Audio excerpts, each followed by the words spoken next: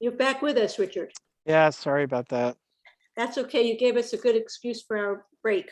I figured, but now I'm like thinking, oh, we should have more Wi-Fi and broadband access in the city.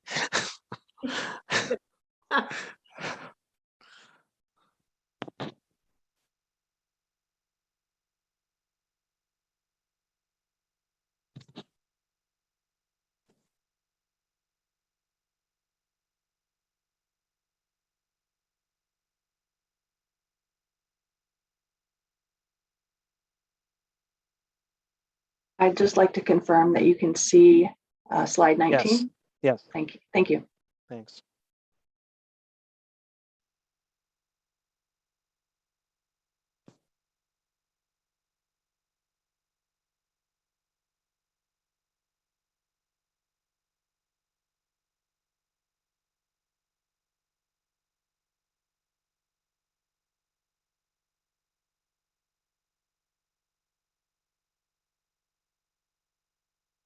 Okay, we'll give it another minute.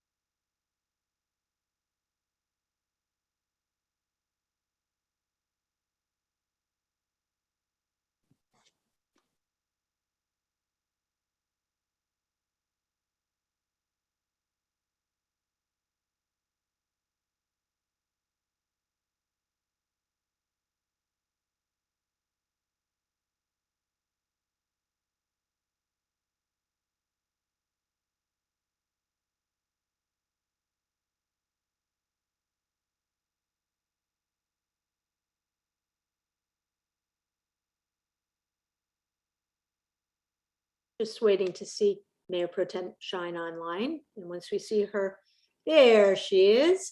I think we can continue now. Thank you, and I apologize. It's my Wi-Fi knocked me off, so I apologize about that. All right, so this was the 8 services that I was discussing before I got knocked off. And you could see 7 of the 8 received majorities of folks who said they would like much or somewhat more. What's interesting to me, a couple of things. One is mental evaluation team, also known as MET, consisting of a trained sheriff's deputy and a licensed mental health professional interacting with people who are experiencing homelessness or at risk of becoming homeless, that regardless of whether you wanted more, less, or about the same funds, at least 80% or more in each of those groups said that was important priority, either much or somewhat more.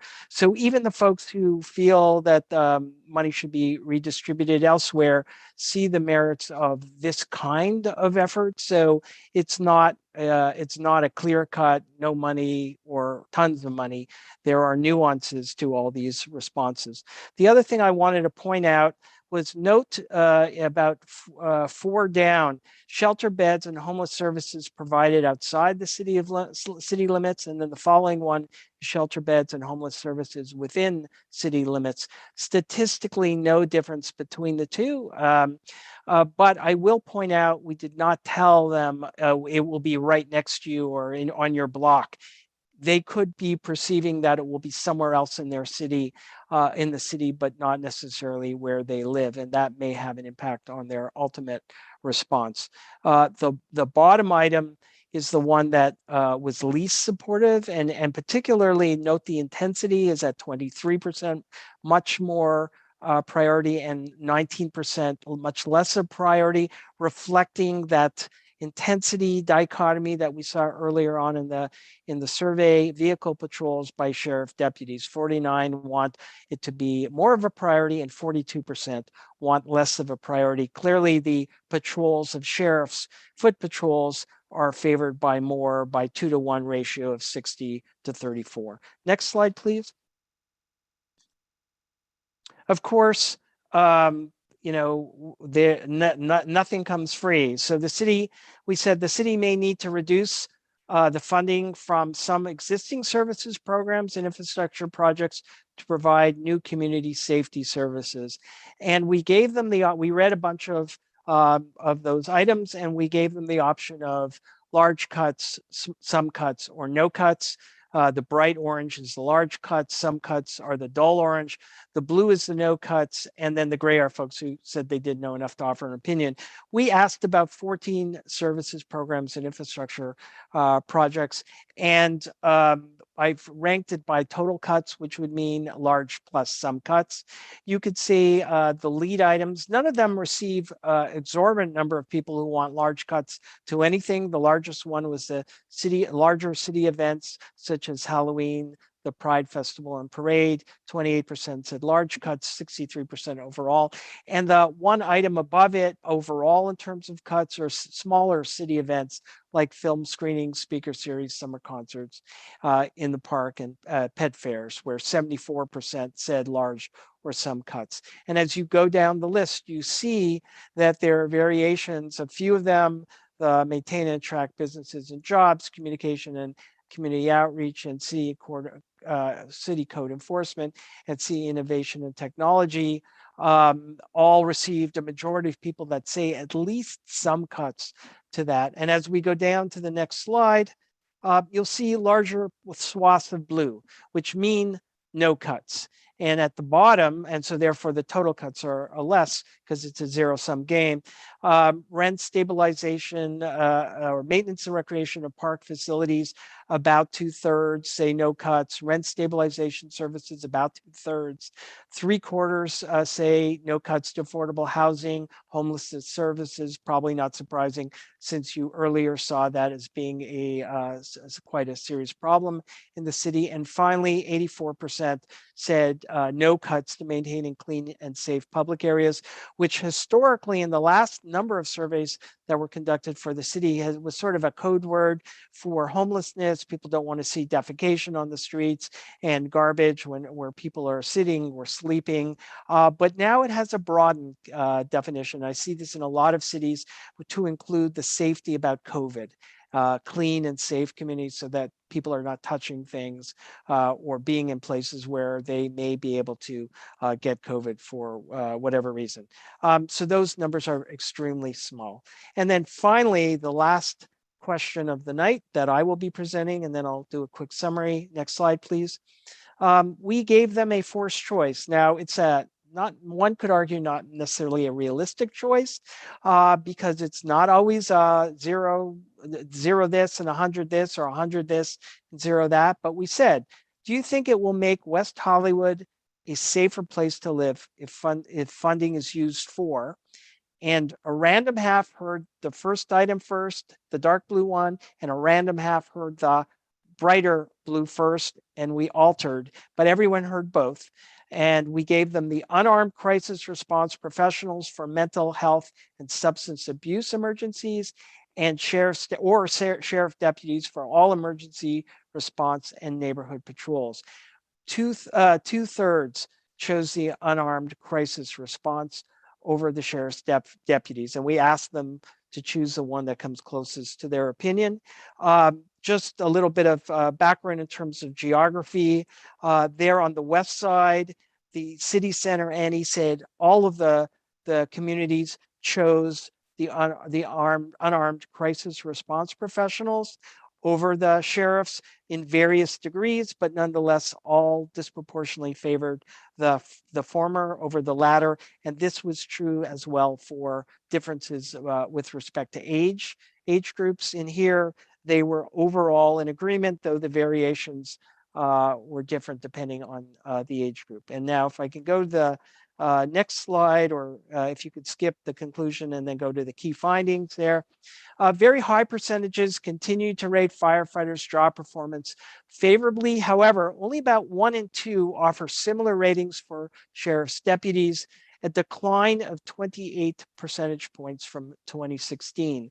The highest percentages rate homelessness, package mail thefts, and unsafe driving or speeding as very or somewhat serious problems.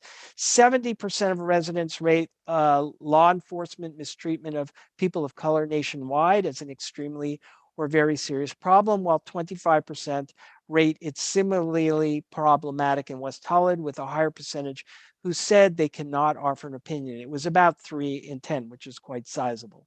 Next slide, please. Almost 4 in 10 want more funds invested in sheriff's services, while roughly 1/4 want less, and about 1/4 are fine with status quo. But I'll point out again, the intensities of the much more and the much less are very statistically even in terms of that response.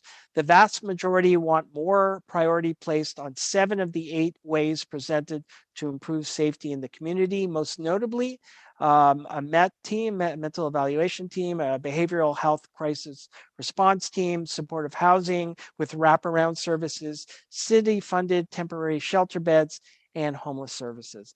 Given a forced choice between providing funding for unarmed crisis response professionals for mental health and substance abuse emergencies, or sheriff's deputies for all emergency response and neighborhood patrols, 2/3 selected the former, and roughly 1/4 chose the latter. And across the board, geographically and demographically, overwhelmingly, they chose the professionals who deal with mental health and substance abuse emergencies over the sheriffs for this question. And with that, I am more than happy to answer any questions I am able. Thank you very much, Richard. Do my colleagues have any questions at this time? I'm sure they do. Where are you? Nope. Councilmember Erickson? Yeah. Thank you, Richard, for this. It was a really comprehensive poll, and it's nice to see it all right in front of us. A quick question. In terms of polling, this poll that you did, I know because you stated this at the beginning, you wouldn't define this as a push poll, correct? That's correct. Do you want me to elaborate, or is that a good? Yeah, if you could elaborate the goal Sure. of a push poll and Sure. what it's usually designed as. Sure. So push poll is meant to be a persuasive poll. It's often designed to change respondents' minds by pushing them away from their current views and their current attitudes. And what I did, or what my team did to ensure that was not the case, is first, following staff's charge of us not having an agenda, we were simply asked to, in a statistical, non-confrontive way, just ask people what they thought. We drafted questions to avoid suggesting there was a right or wrong answer. We did not provide any messaging or information other than to define those 3 positions that I defined, which were that the survey defined, which were the block by block ambassadors, as well as the MET team and the behavioral health crisis response teams. Those were the only times in the survey that information was provided to them. We also rotated the questions, except for that one question where I talked about nationwide, LA County, and West Hollywood, in hopes that there would not be a bias of someone hearing the word more first or less first. And so that was important to us. Those are the efforts we did. And of course, it was critically important that we had a representative sample of the population of folks who are 18 years of age and older, and not had everyone in the East Side only answer, or everyone on the West Side, or people responding more than once. So that was our efforts to make this as unbiased a sample and survey as possible. Thank you for that. In terms of how people are usually chosen, because I know everyone wants to do a survey when they don't get the chance to do a survey, because they always want to be involved, and we love that engagement. But can you kind of talk, just so the general public understands, how people are randomly selected for these types of surveys? I know that the data and the demographic data is representational of where our city is at in many ways based on census data, but could you just kind of, for the public, to help better understand that? Yeah, I would be happy to, and thank you for the question. So this was an address space sample. We've done this in the city a number of times. We took all addresses in the city, all residential addresses, even if they're condo units or apartment units, of which I know disproportionately there's renters and multi-unit households over single residents. Everyone's address is in the mix. And we went out and we matched it with publicly available names, phone numbers, and emails, and commercially available names, phone numbers, and emails. And then we randomized the sample, and we selected a random sample where we sent out invitations for folks to go online and answer the survey that way. And then once that was complete, we began to make random calls to make sure that the demographics mirrored the population in the city. And because my experience, not only in this city, but in others, is that younger folks, usually 34 and under, tend to not to want to answer their phone. We also texted to make sure that they understood there was an opportunity for them to respond. And we had promised in the survey to do 400. That's what our charge was. We ended up with 568. We reweighted it to make sure that it was appropriate. I'm using a much more conservative margin of error than one would use for 568. And the good news is I'm not charging you for the additional 168 responses. So we try to get listen to as many folks as possible. But again, I would like to emphasize this is one important data point among hopefully many. But I will leave it in your good wisdom to choose how else you want to reach out to the community.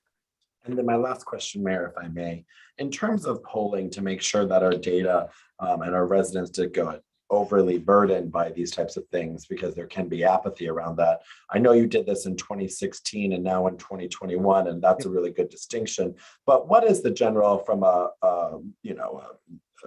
standard pollster like yourself, a good measurement of when you should poll residents? What's the time in between polls, and to make sure we're getting an accurate sample? Sure. Right. Many cities will do some kind of community satisfaction survey every 2 years. But I want to be clear that my experience with the city of West Hollywood has been that they've polled a number of times on various issues. So there was a survey done about multi-unit housing. There was a survey done prior to the cannabis measure. There was a survey done around COVID. There was a survey done on transportation. So the topics may vary, but various cities do surveys at least every 2 years. And I will point out, and I know you know this, but just for the general public, that there is a community survey often around social services that happen every 5 years. So it really depends on the topic. I think the folks in West Hollywood are very generous with their time. They want to express their opinions about what's going on in the city, not only at election times, but during other opportunities during the year and over years. So I don't know if that answers your question, but gives you a history of what's happened in the city and sometimes what other cities do as well. Thank you so much, Richard. Sure. Thank you, Councilmember Erickson. Richard, I have a question. I'm just trying to reconcile that we have people, a majority of people saying we would prefer to do this over that. Yep. But yet we have, over half, 56%, who say no cuts to sheriff patrols and community policing. So how do we reconcile those differences when they seem to be conflicted? Right. Well, I don't know. My first statement is people are complicated, right? People are not only sort of single focused. The questions try to get at in a variety of angles, people's views about the sheriff's public safety related issues. And depending on the question, it really demonstrates that this issue is very nuanced. That it's not clearly 100% this view or 100% that view, and that even folks who may feel strongly about more money for the sheriffs or less money can disagree or feel very uncomfortable about certain questions when it comes to the sheriffs, or they want more from the sheriffs. So if you, and I gave the illustration of even the folks who wanted less money for the sheriffs, in high percentages, they supported the mental evaluation teams. So it's not clear cut. I know it would be great if I could tell you this is the silver bullet, this will answer all your problems and this is what everyone wants. I realize I've left you in a, I mean, you folks are the responsible ones for the city, and I've left you in a place where you have to figure out um, um, something that's a hybrid of some sort that you think is the right way to go, and maybe not look at it sort of dogmatic as nothing for this and all for that. That's what I think the data tells us. And I wish there was a high correlation on everything, or maybe not. Maybe it would be less interesting if it was. So I don't know if that answers your question. I know it's probably not satisfactory, but that's how I read the data. Well, it's definitely more interesting. I will say that I've always had a little bit of trouble with a forced choice question. I remember in the past, the city had questions like, do you want affordable housing if it means more development Right. In your neighborhood, or less affordable housing and no development? I mean, so, they're not totally realistic scenarios, but that's right. That's right. Okay. Any other questions at this time? Okay, Richard, thank you so much. I'm sure you're going to stick around in case we have questions later. Yes, absolutely. That's great. Thank you so much. Thank you, Richard, and thank you for not charging us for the extra 150 responses. So now we will turn it over to staff. Christine will give kind of the overview of the staff report that was provided, and then we'll have Kristen, David, and Corey talk about their individual programs. Christine.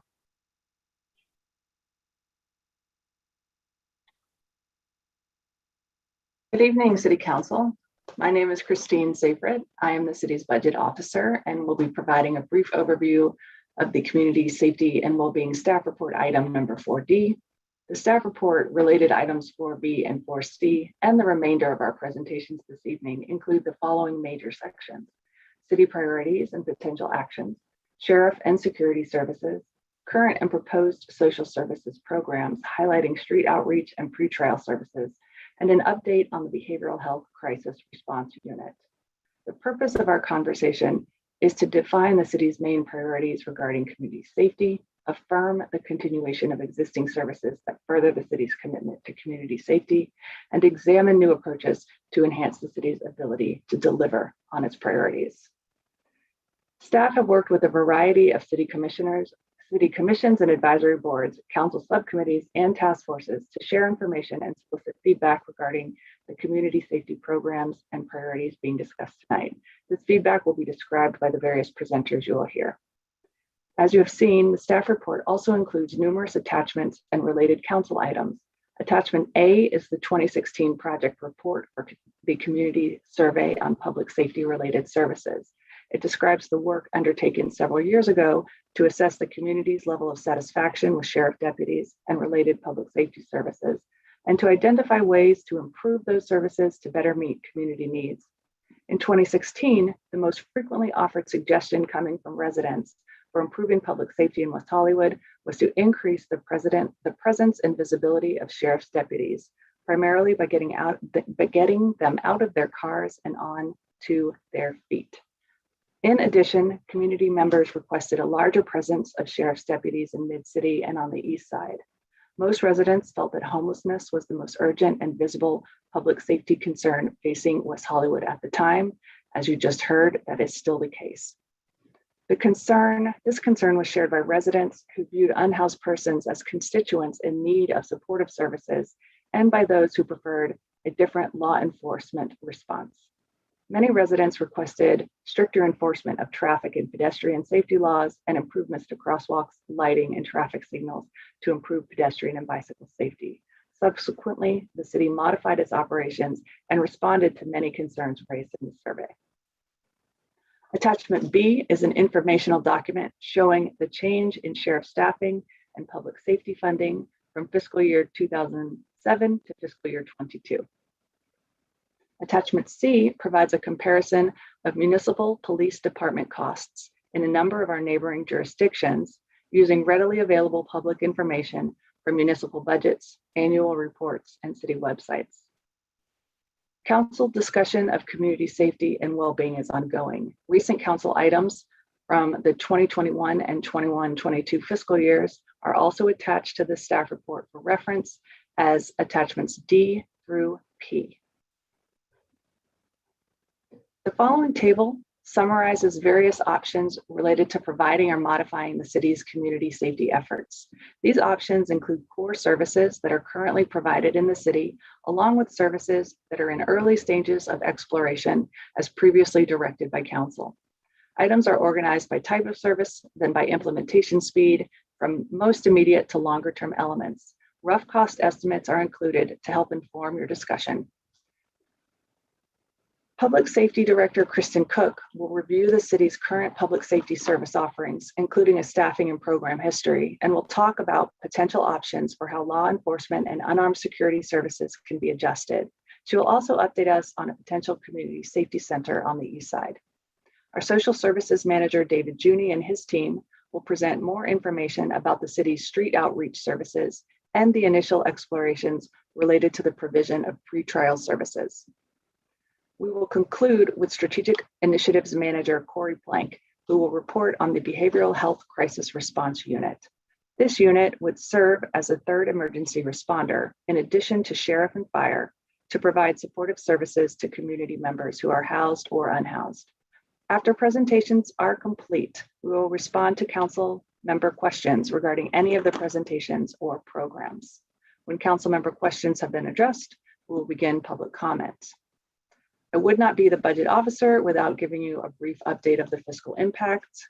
West Hollywood's current budget includes a drawdown of $6.9 million from unallocated reserves to balance the planned excess of general fund expenditures, which are $111 million, proposed over general fund revenues of $104 million expected.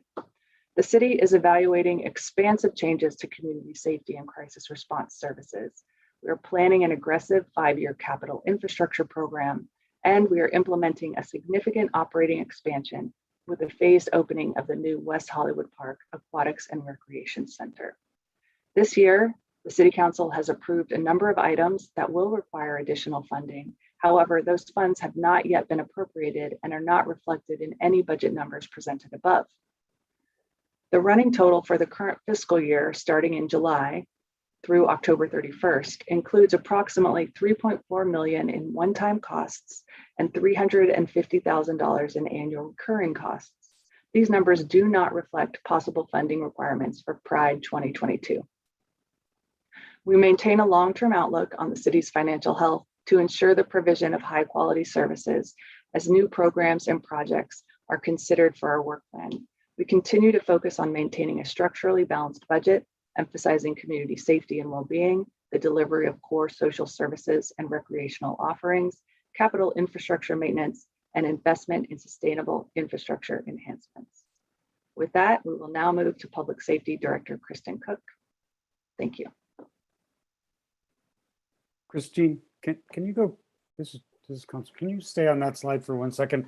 I just want to ask or point out that these items, oh dear, hold on 1 second. These items are not listed in an apples to apples comparison. So sheriff staffing is actually $19,800,000 per year. Major events are $2 million. The East Side Security is an additional $140,000. The ambassador program is $2.9 million, I believe. So I'm I would ask that if we see this chart again, could we perhaps have totals in all categories instead of just some categories? Absolutely. And Thank you. no problem.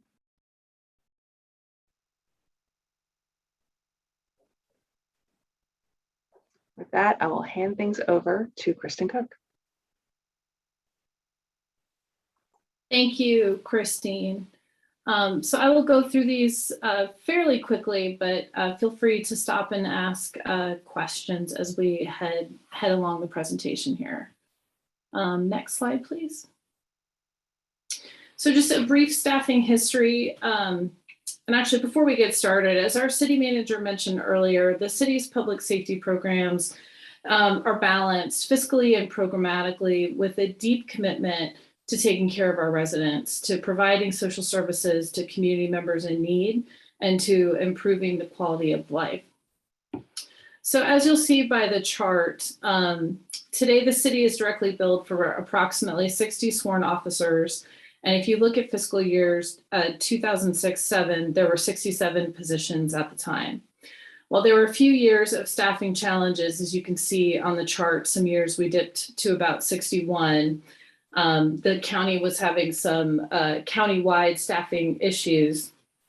The city chose to add in non-sworn resources instead of adding back the sworn officers that we had tried to contract for previously. So around 2013, we started looking at block by block security ambassadors and then significantly increased the contract over the years instead of adding back more sworn officers. Recently, 3 additional sworn positions were cut on July 1st, 2020 due to the pandemic. Our civilian security services, again, are unarmed and were initially deployed on Sunset Boulevard in response to crowded sidewalks, pedestrian safety, especially during the hours of operation of entertainment venues, busy closing times for non-criminal issues. Due to the security ambassador's success on Sunset, the city formed a partnership with Block by Block to expand the ambassadors along Santa Monica Boulevard. And then they were eventually expanded to the Melrose Robertson area and also the city's parks. In 2019, the fall, right before the pandemic started, the city council approved an expansion of the program to provide a Plummer Park security ambassador kiosk to provide a more consistent presence inside the park, including a reliable presence to monitor and maintain the public restrooms. We were seeing a lot of illegal narcotics use, vandalism, assaults, and the security ambassadors provided kind of a friendly face in the park and helped with some of those ongoing issues. During the spring of 2021, the Public Safety Commission expressed support for an additional kiosk on the east side. And the City Council, as you all know, took this item forward in October, and the proposed amendment is on your agenda this evening. Prior to any addition for an East Side kiosk, the current annual budget for the Security Ambassador Program is approximately $2.1 million. In 2017, the city chose to add a city-funded MET team. The MET team includes a specialized deputy trained in mental health and a county Department of Mental Health clinician who is a civilian. MET provides alternatives to the criminal justice system by diverting clients away from jail and toward appropriate services, whether it's medical, mental, physical health services, and or housing. The majority of individuals assisted by MET are diverted away from the criminal justice system. Locally in West Hollywood, the city-funded MET team has forged effective partnerships with several of the city's contracted social services providers and also the homeless navigators at Cedars-Sinai to strengthen the safety net for those West Hollywood community members who are experiencing mental health challenges, homelessness, or who are at risk for homelessness. MET's specially trained deputy sheriff and licensed mental health clinician are equipped to evaluate and, if necessary, authorized to initiate acute psychiatric holds. MET provides housed and unhoused community members with mental health support, crisis intervention, and appropriate psychiatric placement when needed. And just briefly, for the period of January to June in 2021, the West Hollywood Met team responded to 171 calls to assist 172 calls and assisted 172 patients experiencing a mental health crisis. Of these individuals, 90 were then involuntarily hospitalized by Met to receive mental health treatment. The Met unit prevented the use of force in 14 interactions. 8 West Hollywood constituents living with severe and persistent mental health illness were subsequently referred to a specialized county-funded intensive case management program to help meet their underlying mental health needs and reduce the recurrence of chronic calls to 911. Next slide, please. I have a question. Yes.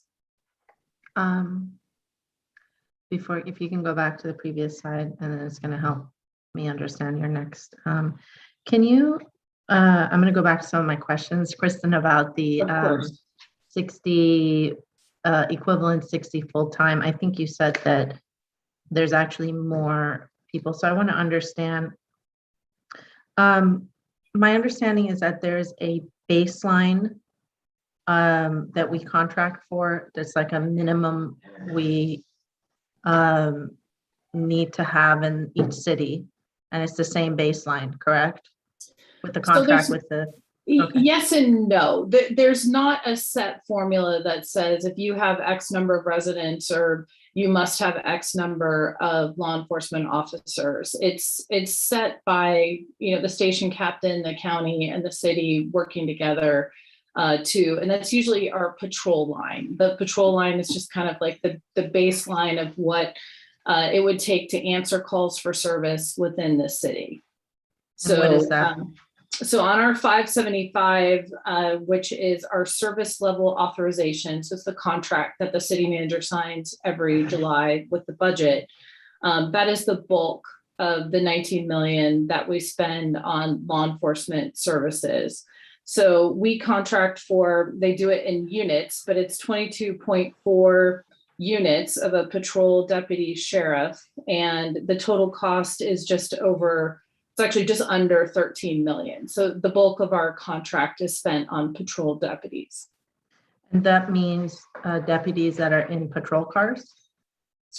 Or on foot, you know, or bikes or whatever they're doing for the day, but they are tied to dispatch, meaning that they are answering calls for service. Where our community impact team is contracted for separately, and those deputies have a different mission than the general patrol, although they do obviously work together during the day. So what we're contracted for as a baseline is the 13 million, which gives us the patrol deputies and the deputies that are on foot. Does that also give us deputies on bikes? At times, the most recent bike patrols have been conducted by our community impact team deputies. Okay. Can you tell me then how many entertainment policing deputies we have and what we spend on them? There are currently 4 entertainment policing team deputies. Prior to the pandemic related cuts, there were 5 plus a sergeant. But currently there are 4 entertainment policing team deputies. Those deputies are 297 and change. So with their liability charge are just about 330,000 a piece. Okay. What about the cops team? The cops team, there are 5 cops team members, and they're the same cost as entertainment policing team. So those 9 deputies together make up the community impact team along with their sergeant and their lieutenant. Lieutenant Mulder is one of the. That's correct. And who's the sergeant? Fanny Lapkin. I was going to say Lapkin. Sergeant Lapkin. Okay, so, and they're in addition to the 13 million. That's correct. Do we know how many patrol cars we have, our deputies and patrol cars on average at least, or is it a set number? I'm assuming it kind of varies. So do you mean per day, or patrol deputies are generally in patrol cars? And Yes. I will say the Captain Ramirez and Lieutenant Mulder are doing what they can to move deputies out of cars when possible. Sometimes we are staffed lightly if it's not a busy part of our 24-hour cycle. So it might be more difficult if there's only a handful of patrol cars out. And times where there are more deputies on duty, it's much easier to have them out of the vehicles, if that makes sense. So what's the average of deputies and patrol cars? How many patrol cars do we have on average in West Hollywood? So I'd have to defer to the captain for exactly, but it differs from day to day. We're obviously more heavily staffed in the evenings when we're busier as a city. Captain Ramirez, are you still with us? Yeah, I'm still with you guys. It does vary on different days of the week.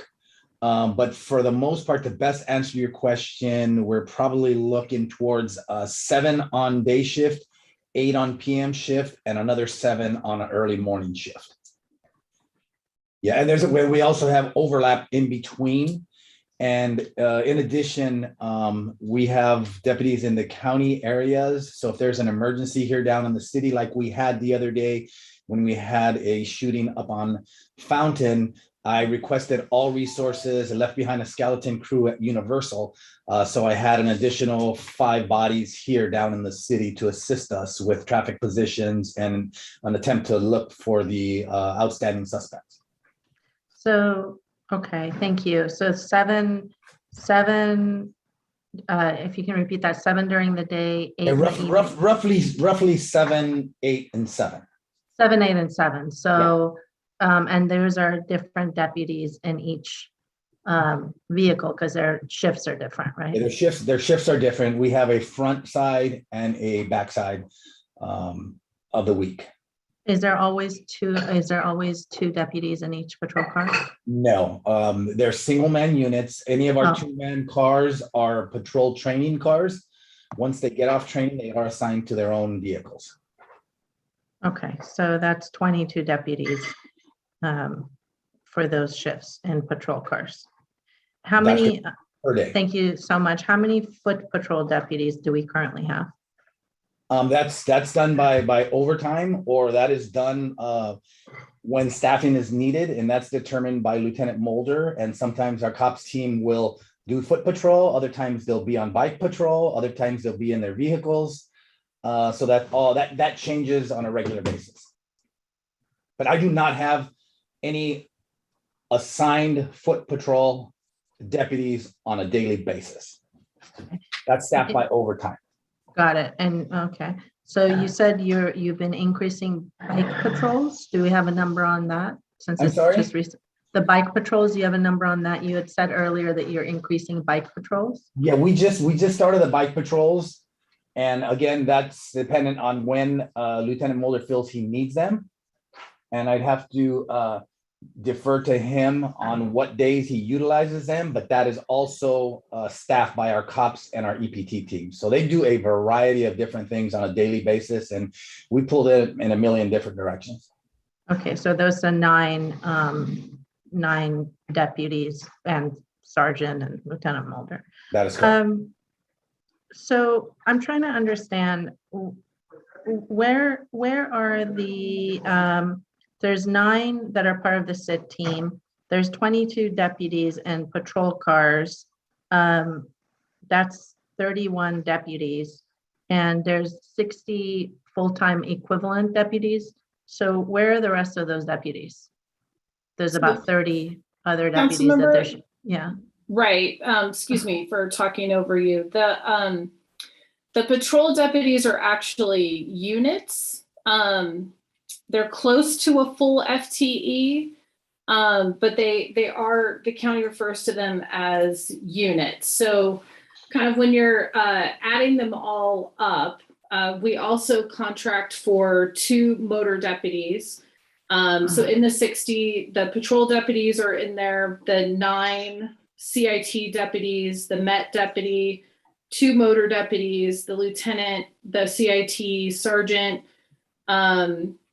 and then the non-sworn staff that we contract for directly include 2 law enforcement technicians, 2 administrative staff as well.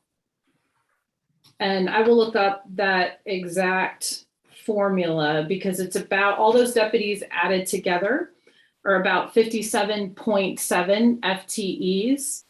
And the Met deputy would be added to that. And then the 3 sergeant lieutenant positions, excuse me, I'm looking at the wrong line here. Sorry, 56.7 deputies. And then you add the Met deputy and the 1 sergeant, the 1 lieutenant brings it to 59.7 FTEs for the station. Okay.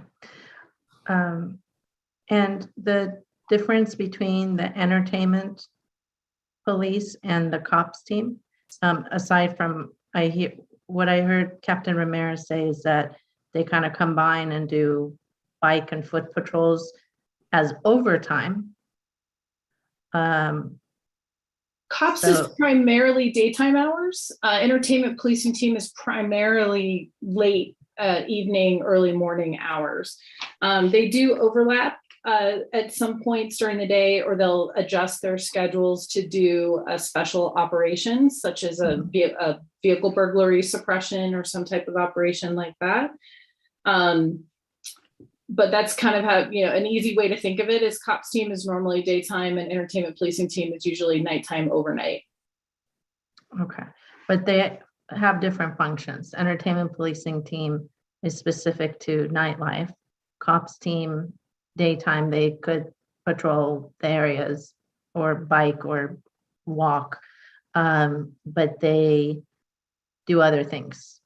That's in right. addition to that, correct? They're less tied to the radio to dispatch than a patrol deputy is. So Okay. pre-pandemic, they're the ones doing coffee with the cops, security meetings with entertainment venues, neighborhood watch meetings, activities at the parks, kind of the quality of life, get to know our community type functions are really the CIT team. Besides, preventing crimes and, responding to calls on the radio as they need to assist patrol. Thank you. And Councilmember Erickson asked a question earlier about dispatch, whether they were dedicated individuals, and the answer was yes. The answer was yes to his question, which was, is it the same people? Is dispatch only getting calls from West Hollywood, or are these individuals handling calls all over in West Hollywood as part of the calls? I defer to the captain, but I believe it's West Hollywood. Yeah, it is the city of West Hollywood. Occasionally we'll get a phone call related to the county area, but those are few and far between. Almost all of our phone calls and our requests for services are directly here in the city of West Hollywood. We do not send our deputies to other parts of the city to handle any calls, and any calls that are being handled in the county area are being handled by cars assigned to the county and to Universal in particular. Nobody from the city is being sent to the county area to handle. Thank you. I understand what, let me rephrase. If Jane Doe is the dispatcher on duty during the daytime, is she only receiving West Hollywood calls?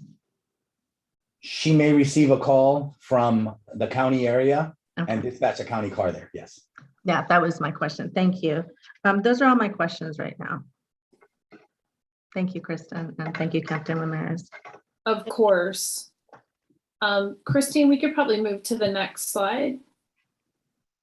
So as the council's considering adjustments, whether increases, decreases to different categories of services, we've grouped them into a few categories. So over time, the city currently funds about $900,000 a year. It gives us flexibility to assist with special operations, foot patrols, robbery, vehicle burglary suppression. We also have grant funded overtime patrols as well. We have a tobacco enforcement grant a grant with the Department of Justice. We also have a state COPS grant. Those grants usually total about 125 to 150,000 a year, and our current grants have the mission of park security, park patrols, quality of life issues, although we have qualified for other grants in the past. The second category that we have would be to alter the staffing of patrol deputies, the community impact team, or MET. The city council can choose to adjust any of these categories. For example, restoring the entertainment policing team cuts, or making additional cuts, or adding a second city-funded MET team. Some of these would take some time with the county to find the staffing, especially on the clinician side with DMH. Finally, to kind of impact the sheriff's budget, you could reduce or eliminate the footprint of major special events. Public safety staffing for major events is a requirement. In the years prior to the pandemic, the city incorporated cement barricades in locations to eliminate sworn officers in some locations, and utilizes civilian parking enforcement to supplement law enforcement for street closures.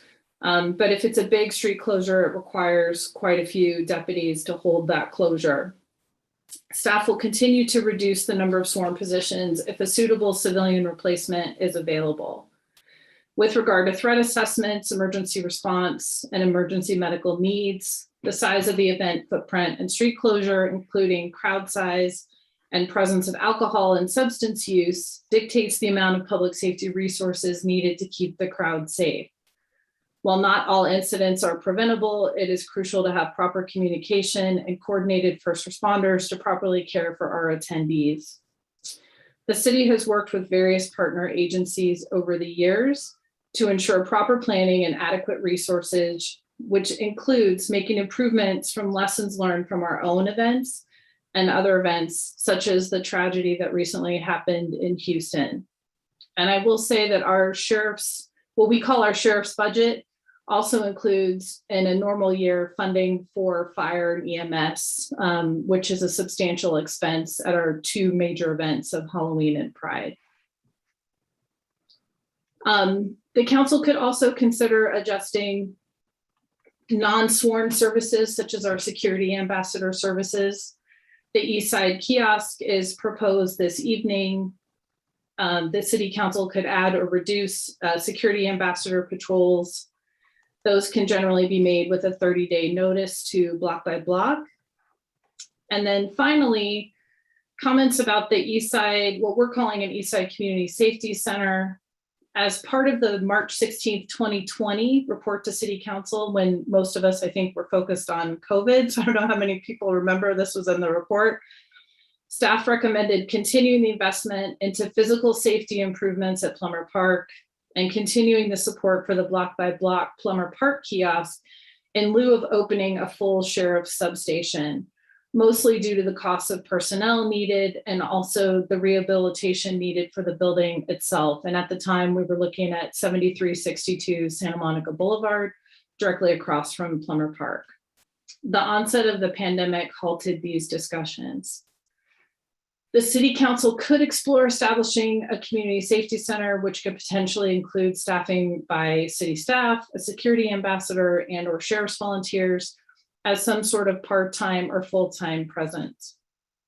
Sheriff's deputies could hold community office hours during their regular shifts. While this would take a deputy out of the field during their scheduled office hours, the location could provide an opportunity for community members to walk up and ask questions, receive safety advice, and initiate access to other services. Costs would include the personnel to staff the location and any refurbishments needed to any location, or rent if it's not a location that the city owns for the location itself. And before we take additional questions, just wanted to say that the city has always had a strong and collaborative partnership with our public safety agencies, and we look forward to continuing to find ways to improve services for our residents. And with that, happy to take any questions. Are there any questions, Mayor Pro Tem? Yes, thank you so much. Kristen, I don't know if you were going to go over this or not, but can you share what the recommendations from the Public Safety Commission were? Yes, and I will need to pull those up quickly, sorry. Thank you. One of the recommendations that the Public Safety Commission made was to explore the possibility of a city police department. Let's see if I have those. I apologize. I have so many windows open. You're doing great, Kristen. There's a lot. And maybe while Kristen is doing that, and Kristen will answer this question, and then maybe we can do the presentations from David and Corey and combine the questions. I know it's getting late and we may not get to the other presentations. Sounds good. Okay, sorry about this. Commissioners were also in favor of regular surveys. So hopefully they were listening this evening to kind of see where we're at now as compared to 2016. A lot of our former commissioners were involved with that survey as well. Okay, here we go.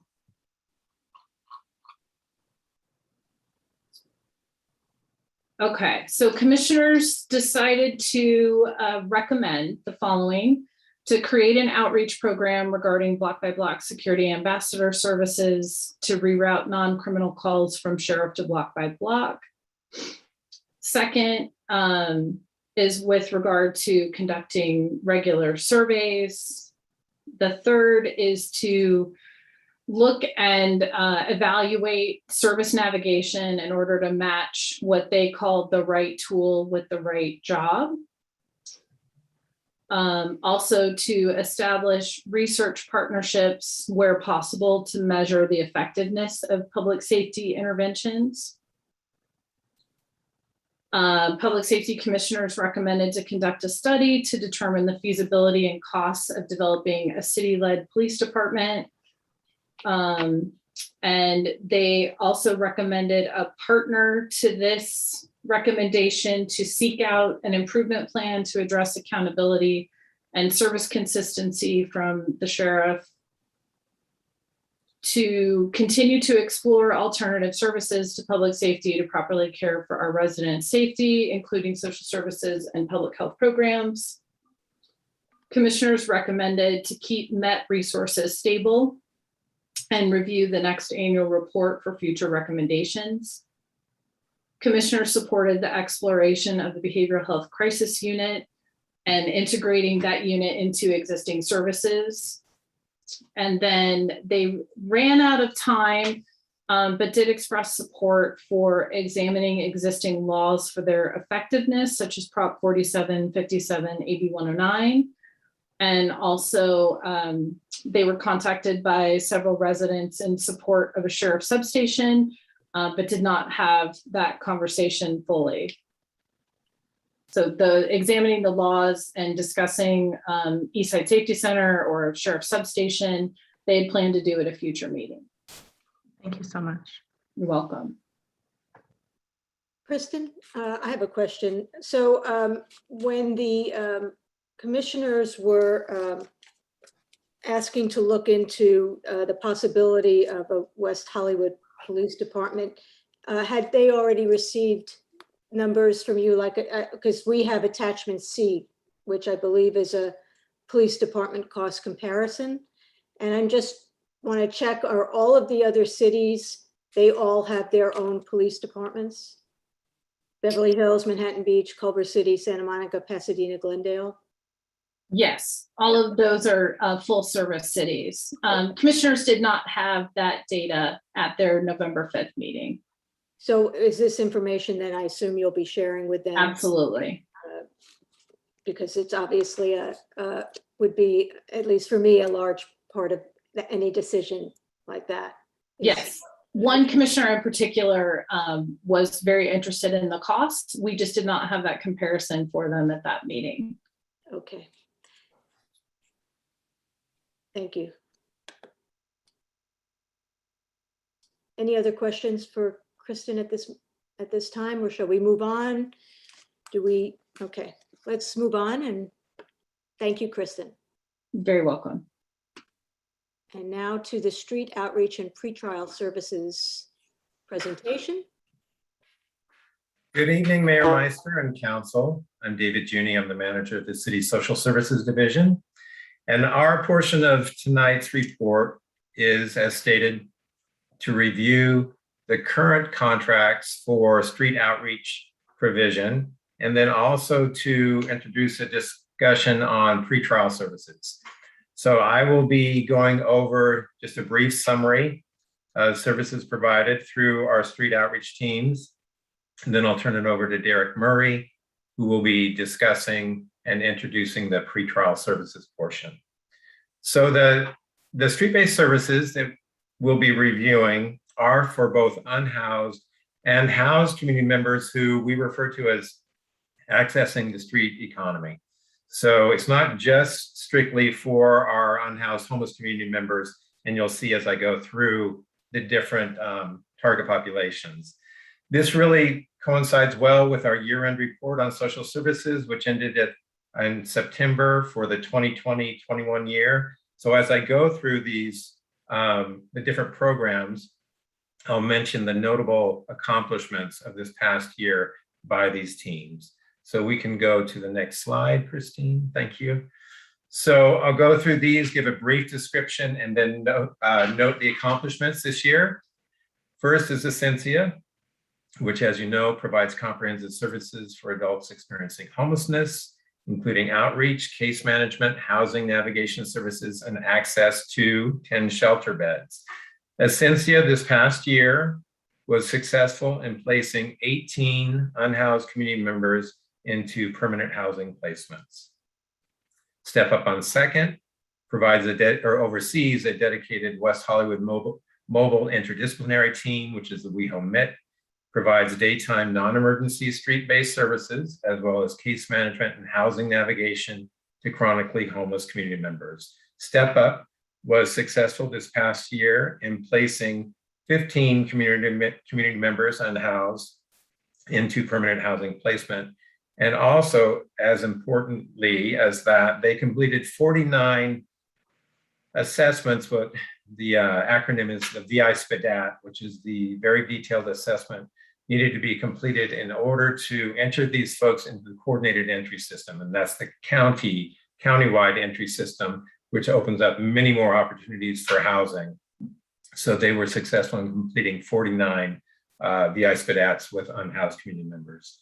Next, we have the Center's Youth Services Program, which provides comprehensive services for LGBT youth experiencing homelessness, including outreach, case management, and emergency and transitional shelter. The Youth Services Program was successful this past year in placing 17 unhoused youth into stable housing placements.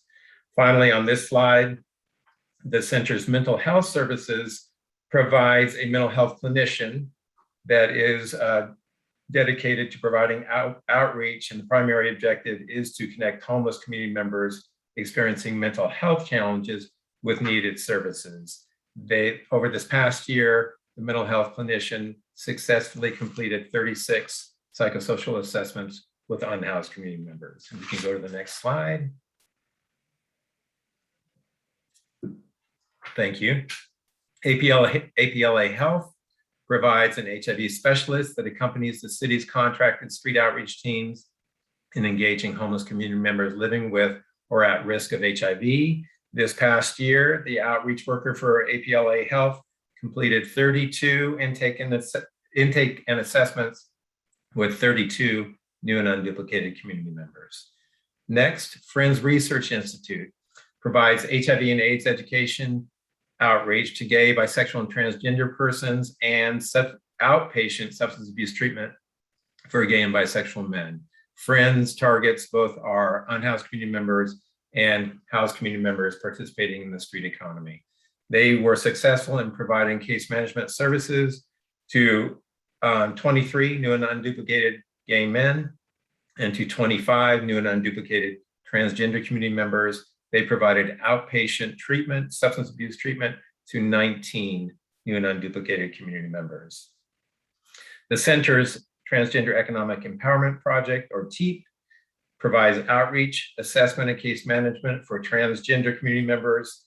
Services include updating legal documents to include name and gender marker change, criminal records expungement, and referrals for other legal services. TEEP this past year completed intake and assessments with 27 new and unduplicated unhoused community members.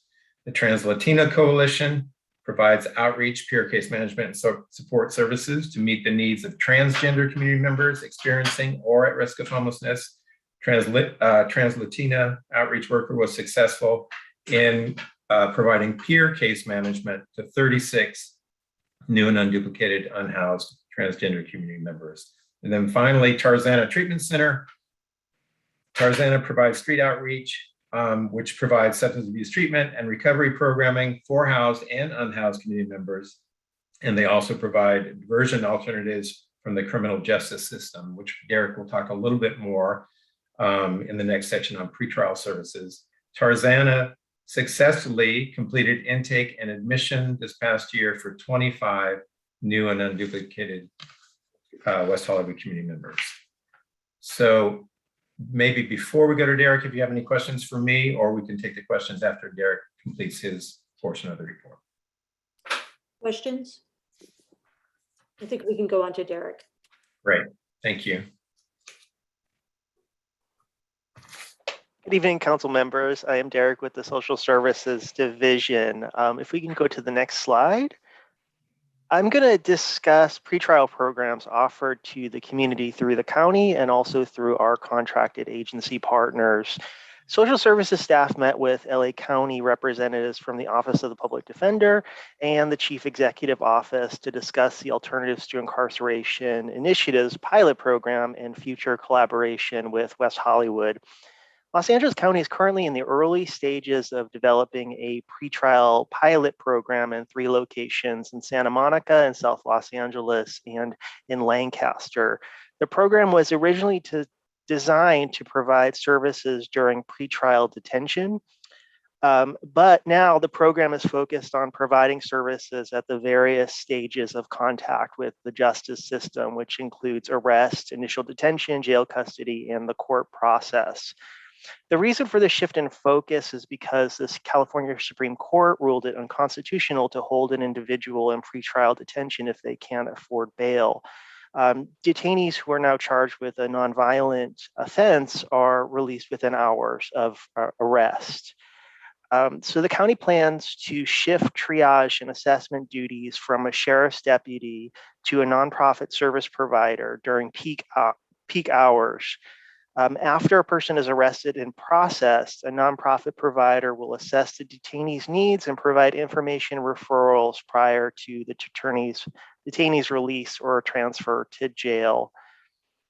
The nonprofit provider has not been identified, but community-based organizations are currently being trained on how to meet reporting requirements that are now administered by a sheriff's deputy. Our contracted partners are also providing intervention services to the community. Vetsetic Legal Services is funded by Measure H to provide pretrial and intervention services to unhoused people and to transitional age youth. And community members who fall into these 2 categories can access the program. Their services include citation defense, records expungement, petitions to waive court and restitution fees, and replacing lost or stolen permanent resident cards. The goal is to reduce recidivism and to prevent further justice system involvement.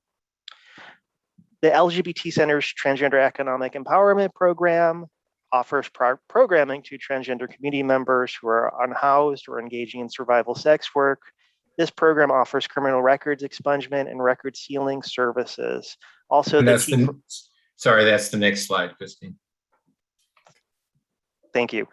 And also the TEEP staff continue to train staff at the Sheriff's Department and then also with the Office of the Public Defender, especially those who are providing those expungements with gender and sexual diversity training. Lastly, Tarzana Treatment Center, as mentioned previously, has a collaborative agreement with the West Hollywood Sheriff Station to connect community members who are arrested and detained in West Hollywood to substance abuse services. And that's the end of my presentation. Thank you. Thank you. Any questions for Derek this time? I guess I have some questions for Derek and David, and thanks, guys. This is an important sort of category of services that I think is often overlooked and is clearly expensive to us, but cost effective given the other options. That's more perhaps commentary than than question. But my question actually is with these services and the measure HH that I believe was the county homeless. I always get confused whether the city was H or the county was HH or whichever one, but the county one. Are we receiving any significant number of dollars for all of this effort we're doing from our county, or are we funding this mostly on our own? So as Derek mentioned, with Bethesda Legal Services, their pretrial services are funded through Measure H. So Measure H was the county, city is Measure HHH. So we're not, all of our community members have access to these services if they fall into those categories, but our dollars are not going towards those. Our dollars are going towards the services that the TEEP program has been providing. And really that's been almost since the onset of that program. Right away when we brought that on, we knew the importance of their legal services. So yes, that is part of the scope that we fund for TEEP. And then the MOU with the sheriffs in Tarzana is really kind of alongside with the scope that we fund through social services. A lot of the, when I mentioned that Tarzana brought in 25 community members this year into treatment, that's all funded through Drug Medi-Cal. Our dollars are not being accessed. Our dollars now are reserved for either undocumented community members who are not eligible for Drug Medi-Cal, or other community members that might have some reason that they're not eligible. But pretty much almost 100% of the folks that we get into Tarzana are covered through Drug Medi-Cal. And all those other programs, the 16, 17, 18, 19 people that were housed because of those other programs, those are through our dollars or through the county or some combination? Those are through our dollars. I mean, some of the housing resources are not, but that is part of the scope of service. Doing that housing placement.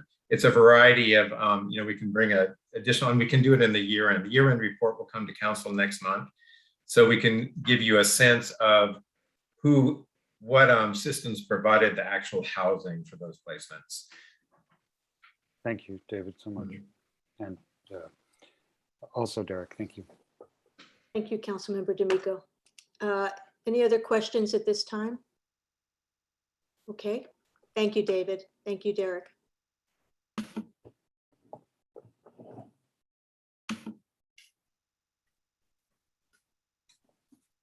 Good evening, Mayor Pro Tem. Good evening, Mayor Meister, Mayor Pro Tem Shine, and council members. I'm Corey Plank. I'm the manager of the City's Strategic Initiatives Division, and I'm joined here tonight by Christoph Schroeder, our department director, and Elizabeth Anderson, Strategic Initiatives Program Administrator. Tonight, we're returning to you with an update on phase 1 of the development of a behavioral health crisis response unit for the city of West Hollywood.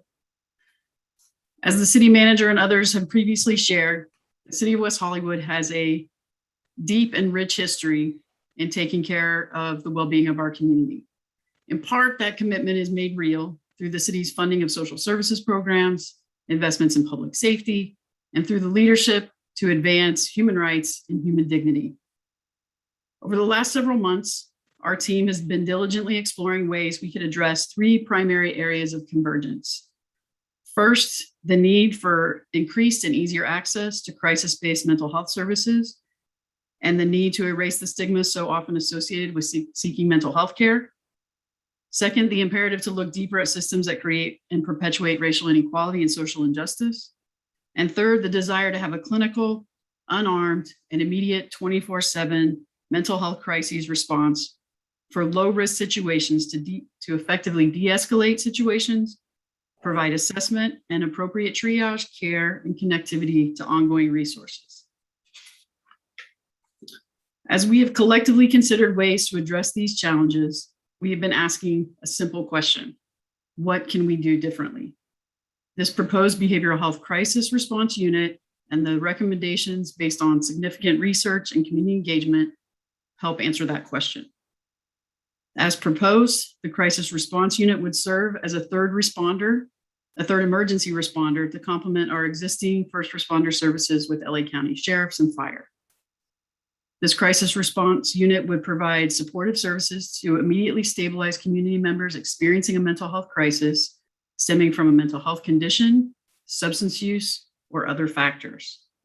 This will enhance the city's capacity to match appropriate services with the appropriate need. And it's important to note, as we've shared a couple of times, that this service is designed to respond to both housed and unhoused community members. This approach connects to the city's core values, improves the quality of life for community members, reduces the reliance on sheriff and law enforcement and fire for social services needs, and enables the city to deepen its work in advancing racial justice and social equity. If we can go to the next slide, please. And thank you, Christine. Tonight's update is organized in 3 sections: program development, data and performance, budget and funding. The next slide, please.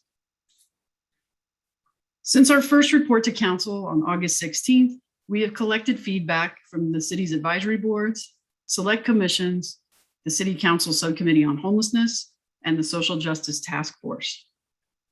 Overall, the community members expressed support for the program and provided a range of recommendations to promote access and use of the service. They want to ensure that a diverse staff, including staff with lived expertise, and the vehicle they use offer warm, welcoming, and a destigmatizing experience. They were focused on making sure that crisis calls were assessed correctly at the call center or dispatch level, and making sure that the correct service was deployed. There was a split on the number to use for dispatch between 911 or an alternate number to access services. As you can see here from the proposed program design, the unit would be able to provide on-site assessment, supportive counseling, first aid, non-emergency medical care. The unit could also assist with welfare checks, connection to resources, and provide referrals, suicide prevention and intervention, and provide transportation to other needed services. The team, the staffing mix that you can see here, the team of a crisis worker, medic, clinician, and case manager would work closely with the city's contracted social service agencies to connect people to community-based services after the immediate crisis has been resolved. Next slide, please. Here we'll pause to reiterate that West Hollywood's first responder system would now have 3 options to support a person in crisis. The Behavioral Health Crisis Unit will be a distinct resource that community members can request directly or on another's behalf. The unit will be the right match for people experiencing crises who don't present with a public safety risk. This will answer the question, how do I quickly get help without calling law enforcement? The Sheriff's Department will continue its focus on preventing and addressing public safety risk. The Sheriff's MET team, with its deputy and mental health clinician, will maintain its role as an important resource as a backup unit for sheriff's deputies when a co-response is needed for behavioral crises that include a public safety risk. And of course, fire and EMS services will continue to provide critical support for the health and well-being of West Hollywood community members. Next slide. So this diagram captures the city's ecosystem of community safety and social services. Now, nobody has to memorize this chart to get help, but the point is to show what's happening behind the scenes to meet community needs. All the green arrows on this slide represent new referral and connection pathways that will be possible by establishing the Behavioral Health Crisis Response Unit. Yellow arrows show existing connections between our providers. The blue phones represent how community members can access resources. So if you're the person in crisis, whether you're a resident, a business, a visitor, or a concerned community member, you can request the unit either through the 911 system or an alternate number like 998. The details of the call center and dispatch system are really yet to be determined. All the orange boxes reflect our existing services and infrastructure available to respond to acute and ongoing needs. These are 911 dispatch, the sheriff's department, the cops team, the MET unit, the fire department, PAC West, block by block, city staff, the homeless concern line, and contracted social service providers. You can see the interconnectivity between our existing service providers and the proposed new services and how this will enhance the city's response to community members' needs. Next slide. So as part of this report, we looked at available West Hollywood first responder data to start getting a sense of how busy the crisis response unit could be once open for business. Specifically, we looked at how frequently our first responders are on calls related to behavioral health crises and homelessness. We were able to look at 15 months of fire data, which showed that about 20 to 25% of all of their activity is related to substance use or psychological crisis. That averages about 92 calls per month. Of these calls, 84% are to patients who are housed. And looking over several years of fire data, we saw that fire treats over 400 patients monthly, and 90% of these patients are housed. 10% are experiencing homelessness. The 10% averages to about 47 patient runs per month. We reviewed 4 months of LA County Sheriff's West Hollywood station calls and observations data.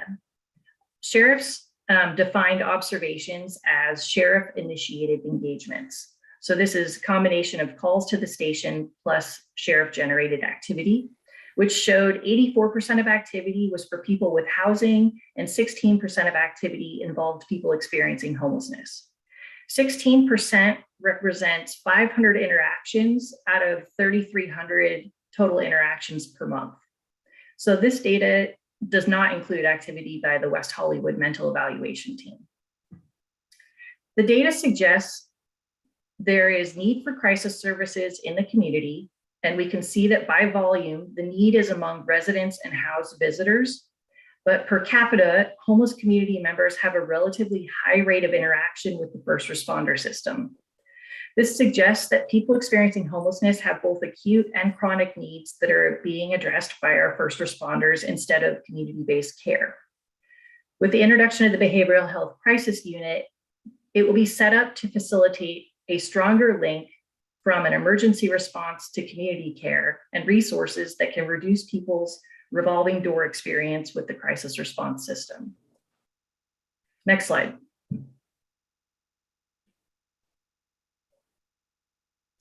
So measuring performance of the program is going to be very important to understand how the community benefits from this behavioral health crisis response unit. We pulled suggested performance measures from the State of California Department of Healthcare Services as a starting point, and they're listed here for reference and also detailed in the staff report. Performance measures range from satisfaction with services to demographic data of individuals served, the speed of response, the outcome from each engagement, and we can ensure that the final set of measures maximizes insight into the program's impact and benefit to West Hollywood. Next slide. In this section, we'll talk a little bit about budget projections and funding strategies. A 24/7 unit of this type operating on par with existing first responder systems will be successful with the right size startup budget and with ongoing funding. Next slide, please. The provisional operating budget for the 24/7 crisis response unit is 2.5 to 4 million annually, with the note that the decision on how to proceed with the call center and dispatch operations may impact the overall budget. These costs include staff, both contracted agency and expanded city staff oversight capacity, infrastructure, including vehicles that the teams will use, technology and supplies on the mobile units, call center and dispatch capacity, and potential agency partners for that service, And communications, ongoing community education and marketing will also be crucial to the success of this program, and was also called out in the community engagement portion of this work, that making the community aware of this service will be a vitally important part of the work. Staff have outlined potential funding sources that could address the cost to operate the program, including city general funds, which would be the most immediate and least restrictive option for the operation of this unit. Medi-Cal funding, either through partnerships with LA County Department of Mental Health or a federally qualified health center, can help address a significant portion of the costs associated with the Medi-Cal reimbursable services that this unit would provide. Government and philanthropic grants in relevant sectors with missions that intersect with the projected impact of this team may be helpful to get the project through the initial startup phase, though we have not yet identified funding from these sources that would cover ongoing operations. Next slide, please. Thanks. All right, well, and our last slide. So here's the focus on the work for the next several months. Staff recommends returning in March of 2022 to align with the city's mid-year budget cycle and to allow time to report on the feasibility of establishing external partnerships, including agency partners and with the Department of Mental Health. We want to present a best path to address the dispatch and call center operations. We'll be reporting on results of exploring the identified funding strategies. And we want to be able to continually assess the changing regional and national landscape as more communities implement these types of programs to serve their local communities. So we thank Council and West Hollywood for supporting the research and development of this program so far. And this concludes tonight's report on the Behavioral Health Crisis Response Unit. Thank you very much. And do we have any questions at this time? Sorry, I have to go up and down on here. I don't see any hands right now. Okay, I actually have one question on page 8 where you have the metrics. I'm wondering if we should add to that percentage increase or decrease in calls for fire or sheriffs as a metric, because I think it's important if we're looking at the big picture to include their total calls as well. Thank you, Mayor. And I guess my next question would be, what are the possibilities of getting LA County to pay for a pilot? I mean, is that something that we could look at with Dr. Sharon or whoever else we know at the county level? That's part of the conversation with Dr. Sharon in follow-up to the presentation he gave to the Council Subcommittee on Homelessness, is to explore that Medi-Cal reimbursement. And I think what we shared previously is that right now the reimbursement rate is 50%, and there's a 3-year pilot program that will allow for an 85% reimbursement rate, and then the expectation is that will return to a 50%. We want to explore that option either through partnership with the LA County Department of Mental Health, or that could also be available to us through a partnership with a federally qualified health center. And a couple examples of our existing partners that are FQHCs would be the Savon Clinic, the LA LGBT Center, and I believe APLA Health as well.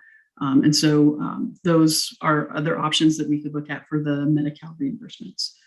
Though the county teams in the conversations we've been having, I would note that they are looking at teams that would provide exclusively those Medi-Cal reimbursable services, and the team as proposed to you tonight would offer a broader range of services than strictly Medi-Cal reimbursable service.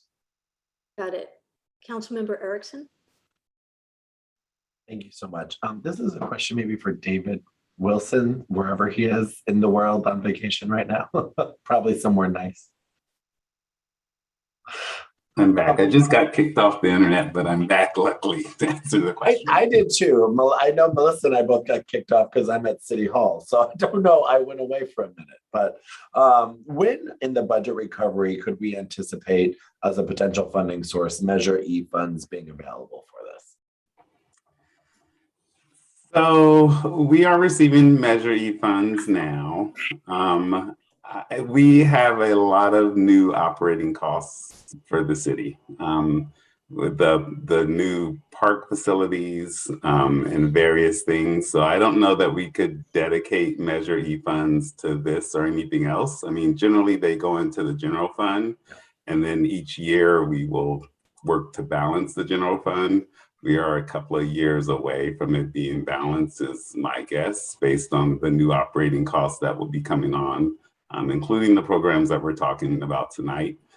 So I would stay away from dedicating general funds to any particular program, just because things change from year to year. It's unlike a special fund that is only dedicated to certain things and restricted for certain things. And then what about new billboard funds? I'm sorry? Billboard funds, new billboard funds? Again, those would go into the general fund, but those are expected to, we are working on some of the agreements now. And so we do expect increases in general fund revenues in the coming years from all of these new resources. So I think the short answer is I think we will have funding available for these and other new programs, but I'm not sure we want to dedicate them from the general fund to these things. And then my last question, if I may, Mayor, is that if we didn't want to dip into general funds, because I know those are something that we're trying to bring back in our balanced approach. And at our last meeting, we're coming in good. But this is the type of thing when we're looking at alternatives to policing where we could holistically look at diverting funds from our current contract with the sheriffs, since they're investing or spending time with our homeless population, and divert it to our 24/7 response rate. I mean, if I did my quick math correctly based on some of the staff report data I have,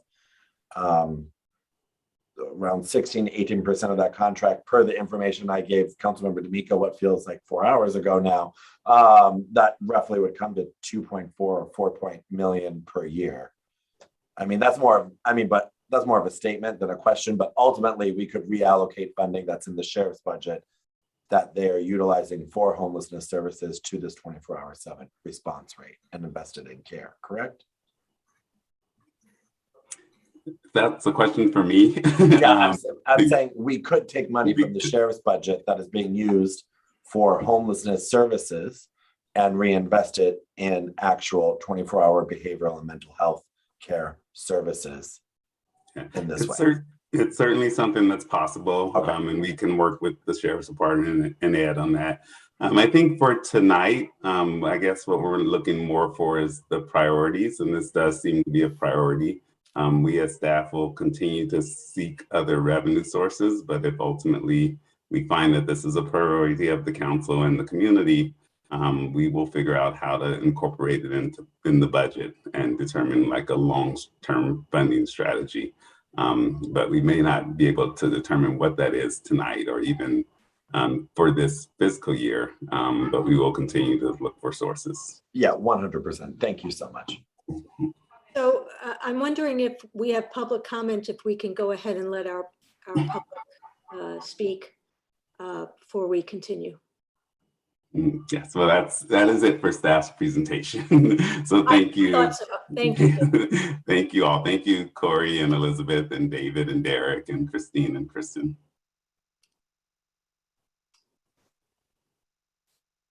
Madam City Clerk, do we have public comment? Yes, Mayor, we do. Our first speaker, and to confirm, we are providing 2 minutes for each person. Our first speaker this evening is Chelsea Byers. Chelsea, if you would like to turn on your camera and unmute yourself, you will have 2 minutes to provide comment. Thank you. Good evening, Mayor Pro Tem, City Council, and staff. I'm speaking tonight in support of the Behavioral Health Crisis Response Unit.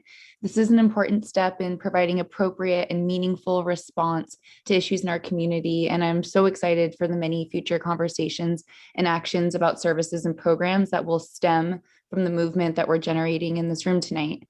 The Behavioral Crisis Response Unit has an opportunity to transform the way we think about delivering care and resources to community members in need.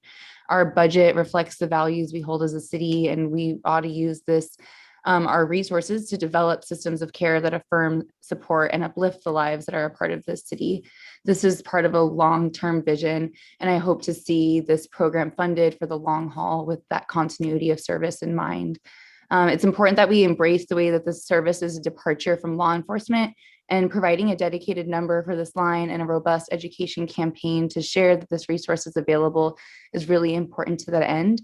I think given the potential around the 988 partnership, I'm really excited that this education campaign may be done in a broader way across the county, which is really important given how many people come through West Hollywood. And just as a final note, when we know what valuable life-saving intervention looks like, knowing that we've failed to deliver this type of resource to people who are in need is a really painful error that can only really fuel the way we see our opportunity for change and progress here tonight. I've been participating in conversations around reimagining public safety, and I'm just truly inspired by the way this community is rethinking what it means to keep each other safe. And I want to encourage our movement away from systems of punishment and instead towards systems of care that support each other's human needs. Thank you for the time. Thank you, Chelsea. Our next speaker is Michael Wojtkiewicz.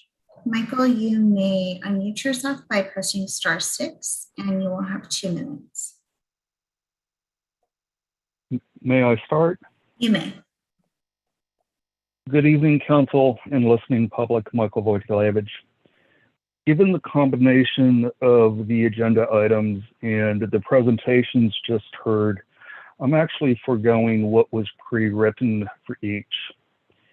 And I'm just going to note that there has been nothing that I've heard this evening that leads me to believe a strengthening of the social service industry that has been allowed to develop within the city, allowed a young 42-year-old person of color by the name of Rodney Tyrese Trader to be found dead and decomposed in his apartment 4 years ago this month.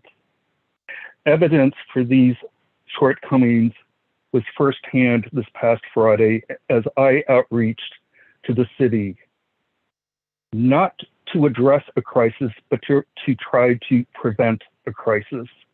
The city seems more interested in spending millions of dollars in replicating crisis response units than to actually prevent crises from happening. Lastly, City Council should immediately make the installation of ring-type doorbells allowed at all affordable housing properties, including those operated by WHCHC.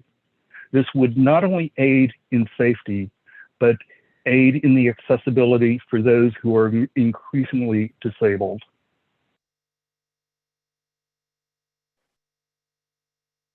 Thank you, Michael. Our next speaker is Jordan David. Jordan, you may press *6 to unmute yourself, and you will have 2 minutes. Thank you. I understand consolidating these items for the presentation. However, it did take away the chance for the public to speak on each item separately that they signed up for, a total of 10 minutes. I would like to ask for a little bit of forgiveness in time, not more than a minute. The recommendation from the Public Safety Commission are incredibly misinformed and take a turn towards fascism. Please do not take the recommendations like to create a new police force. Although the safety ambassadors have great potential, this kiosk, along with increasing hostile infrastructure, is part of the city's bigger covert strategy to criminalize homelessness in collaboration with LA City and its violent 4118 ordinance. Regarding the Behavioral Health Response Unit, I applaud the city for moving this forward.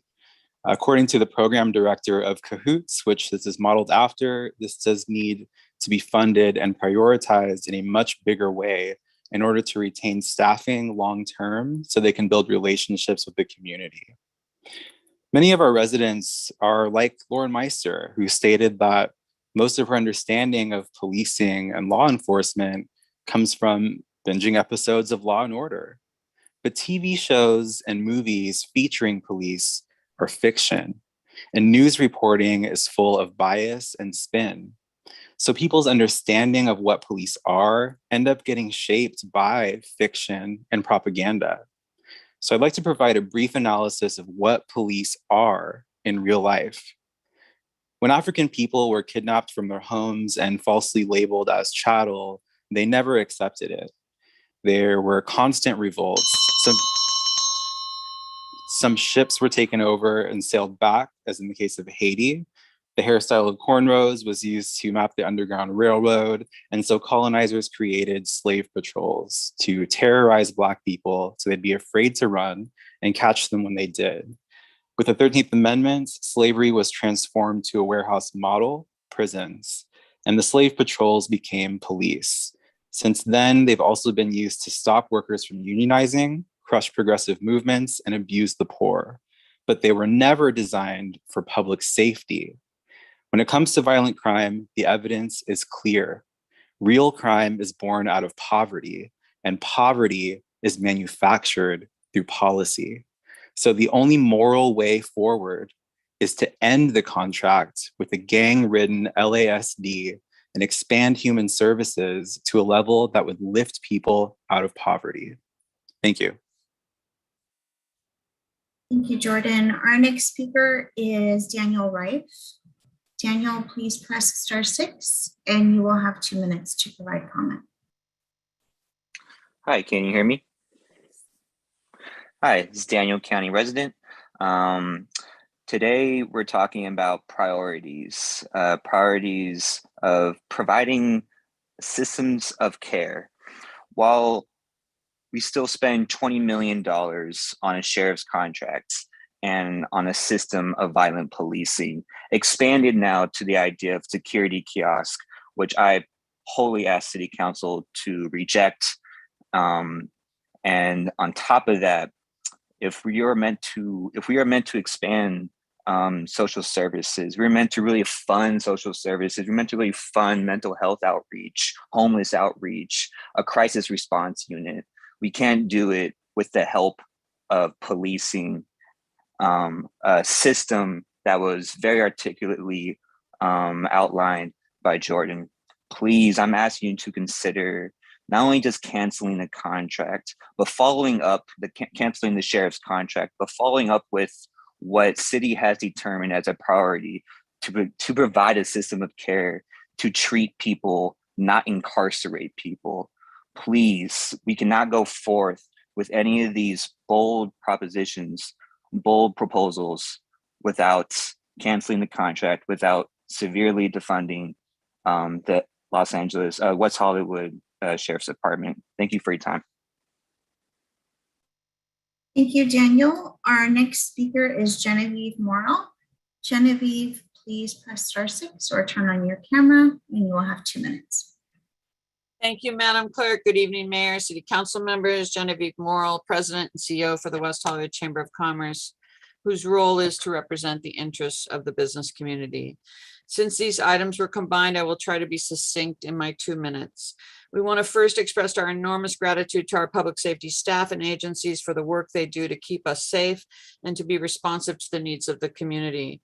Kristen Cook, Director of Public Safety, Captain Ramirez, Lieutenant Mulder, the METS team and all our sheriffs, block by block, Corey Plank, heading up our homeless initiative and all our social service teams with David Ginny, Danny Rivas and Code and all the other staff and agencies, Essentia, Step Up on Second, LGBTQ Center and others. Your amazing panel of commissioners led currently by Chair Berger, who serve as Public Safety Commission, and many others who worked tirelessly on this escalating issue and impacted challenges regarding our unhoused populations should all be commended. It really does take a village.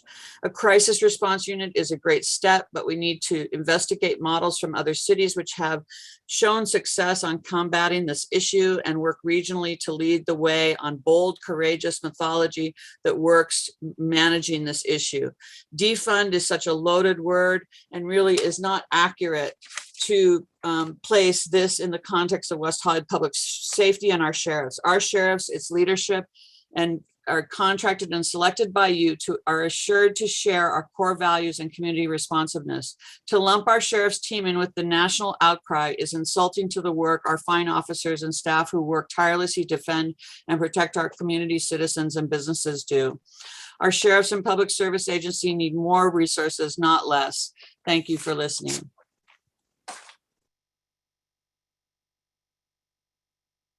Thank you, Genevieve. Our next speaker is Zakia Wright. Zakia, please, there you go. Go ahead. Good evening, City Council, Mayor Pro Tem. You're looking mighty snazzy this evening. My name is Zakia Wright, and I'm a resident of West Hollywood. I fully support good police officers that care about the communities they are sworn to protect and to serve. But our system of policing, as it's currently constituted, is not one that protects. It's one that harms, ignores, and isn't held accountable. Our system has failed to honor its commitment to serve us and thus must be forced to bend to the will of the people for the good of the people. Recently, while enjoying a night out in West Hollywood with some friends, we were assaulted.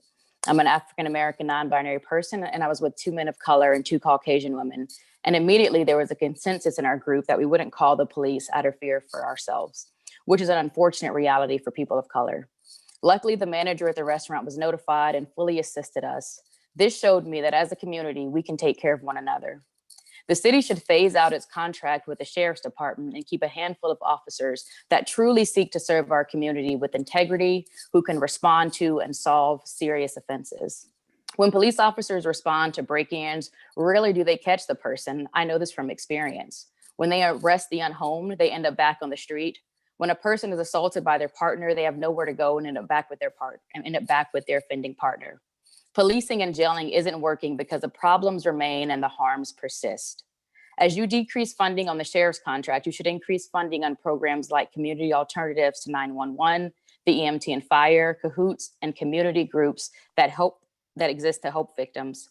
A phase-in strategy makes sense on many levels. First, our residents need to see that a community without police officers can be peaceful, can meet our needs, and keep us safe. By addressing the needs of the unhomed, responding to mental health crises, getting people homed and working, providing for the needs of the impoverished, we not only make our city safer, we make it more humane. As residents, we have the same goal, and it's that it's for a safe place to live. We've lived in a police state since this city was founded and find ourselves still feeling unsafe and are overwhelmed by the rise of new challenges.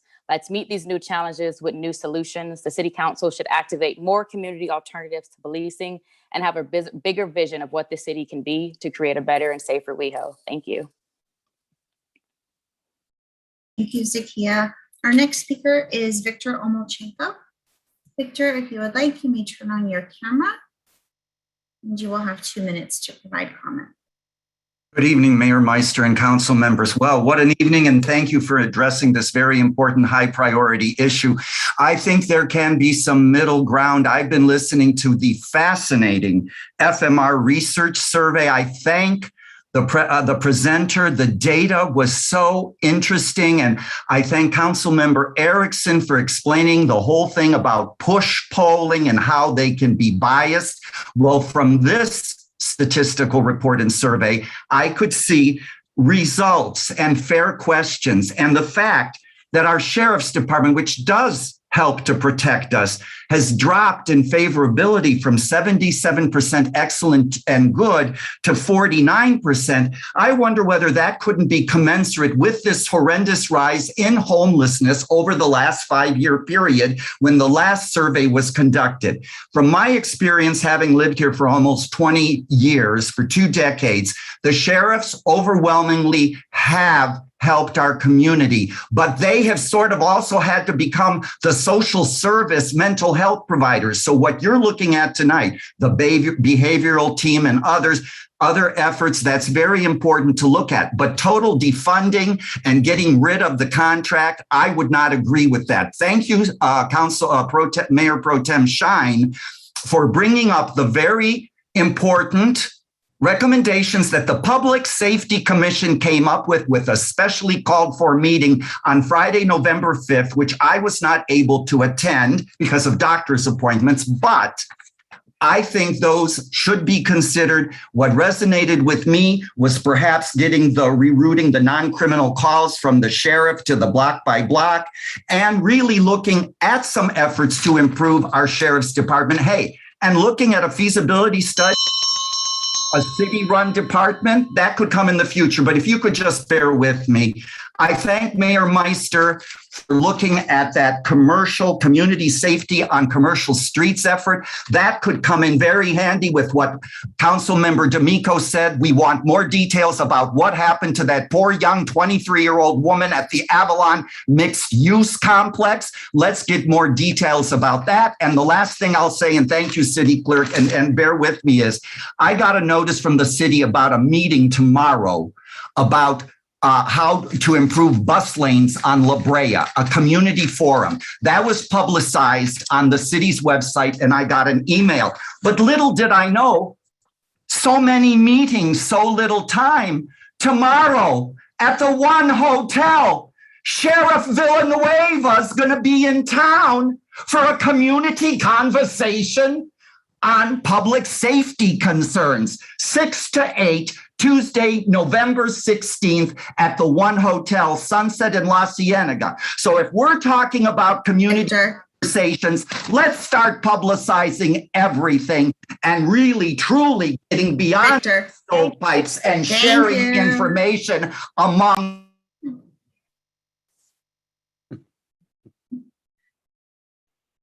Thank you, Victor. We love you, Victor.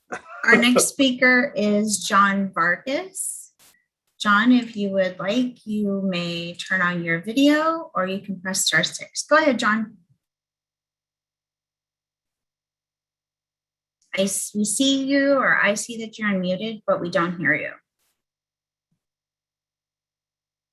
Oh, can you hear me now? Now we can hear you. Hello? Go ahead. Okay, wonderful. I represent a condominium community over on Hilldale. We are in the same block as the elementary school. Human waste is becoming more and more a challenge on the block and in the community at large. So I do thank you for the bathroom proposals. In all that I've heard today, I think it's very interesting, this crisis response team, but we're kind of in a state of emergency with the homeless situation. So I really do think we need to broaden the sheriff patrols as well as the Met response teams, because that seems to be working, at least in a small scale, at least in the interim, as other avenues like this crisis response team come under play, because the community is just getting more and more troublesome. I mean, every time you're out in the community, there's people walking around, obviously in some state of mental decline and screaming and shouting and scaring people and assaulting people and calling people names. The only time I've actually felt racially profiled was actually by a homeless person in the community, never by a police officer. So, and they're sick people, so I try not to get upset. But at the end of the day, I pay a lot of money to live in this community. I love this community. And I just want to feel safe in the community. I also want to feel like the community thrives. We're supposed to be, we're supposed to shine for the gay community and for the entire country and the world. And right now we're not shining as well as we really should be. And this issue has to do with it. So what I would say is, if there's budget cuts and if you made on other things in order to fund this, short-term solution to get the problem under control, and then this crisis team in place, that's what I would ask. Thanks. Thank you. Our next speaker is Jamie Francis. Jamie, you may press *6 and you will have 2 minutes to provide comment. Thank you so much, Council. I wanted to comment to say that in the past 10.5 years I lived in the city, I've seen excessive violence come into the community. Just a month ago, I had to call sheriffs because there was an erratic person who wanted to assault me for no reason and tried to sucker punch me in the face. I had a homeless person try to throw a wrench at me several years ago. The erratic behavior being followed.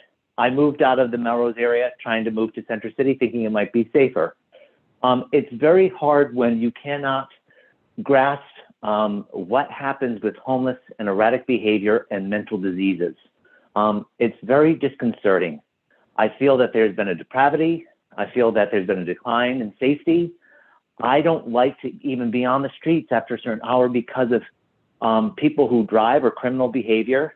And they get into car crashes. What if someone was at a bus stop at 1 o'clock in the morning, just trying to wait and commute, or wanted to take a bus within the community or go out to eat? They become a statistic. What about what happened over a month and a half ago with 4 shooters?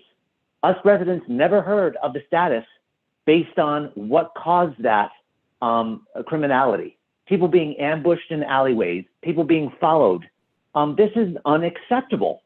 I'm a disabled person who lives in the city, and I feel that the resources that should be going towards people like myself or others who live here have to be delineated or designated to other people who don't or have mental health episodes or chronically homeless or people who want to commit crimes. It's just not right. You cannot divide us residents in certain categories. It's not correct. I don't support of defunding the police. I think that there should be more police out there. However, there should be competency. I should be calling the police and having to be,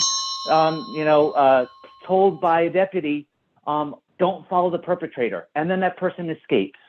This is not right for people like me who want to feel safe, who want to have the satisfaction of being in the city, but knowing that I can be in my community and not have someone else's rights actually be considered over mine. That's not fair, and I don't appreciate it. Thank you very much. Thank you. Our final speaker this evening that I have who signed up to speak is Jess Stever. Jess, you may press *6 and you will have 2 minutes to provide comment.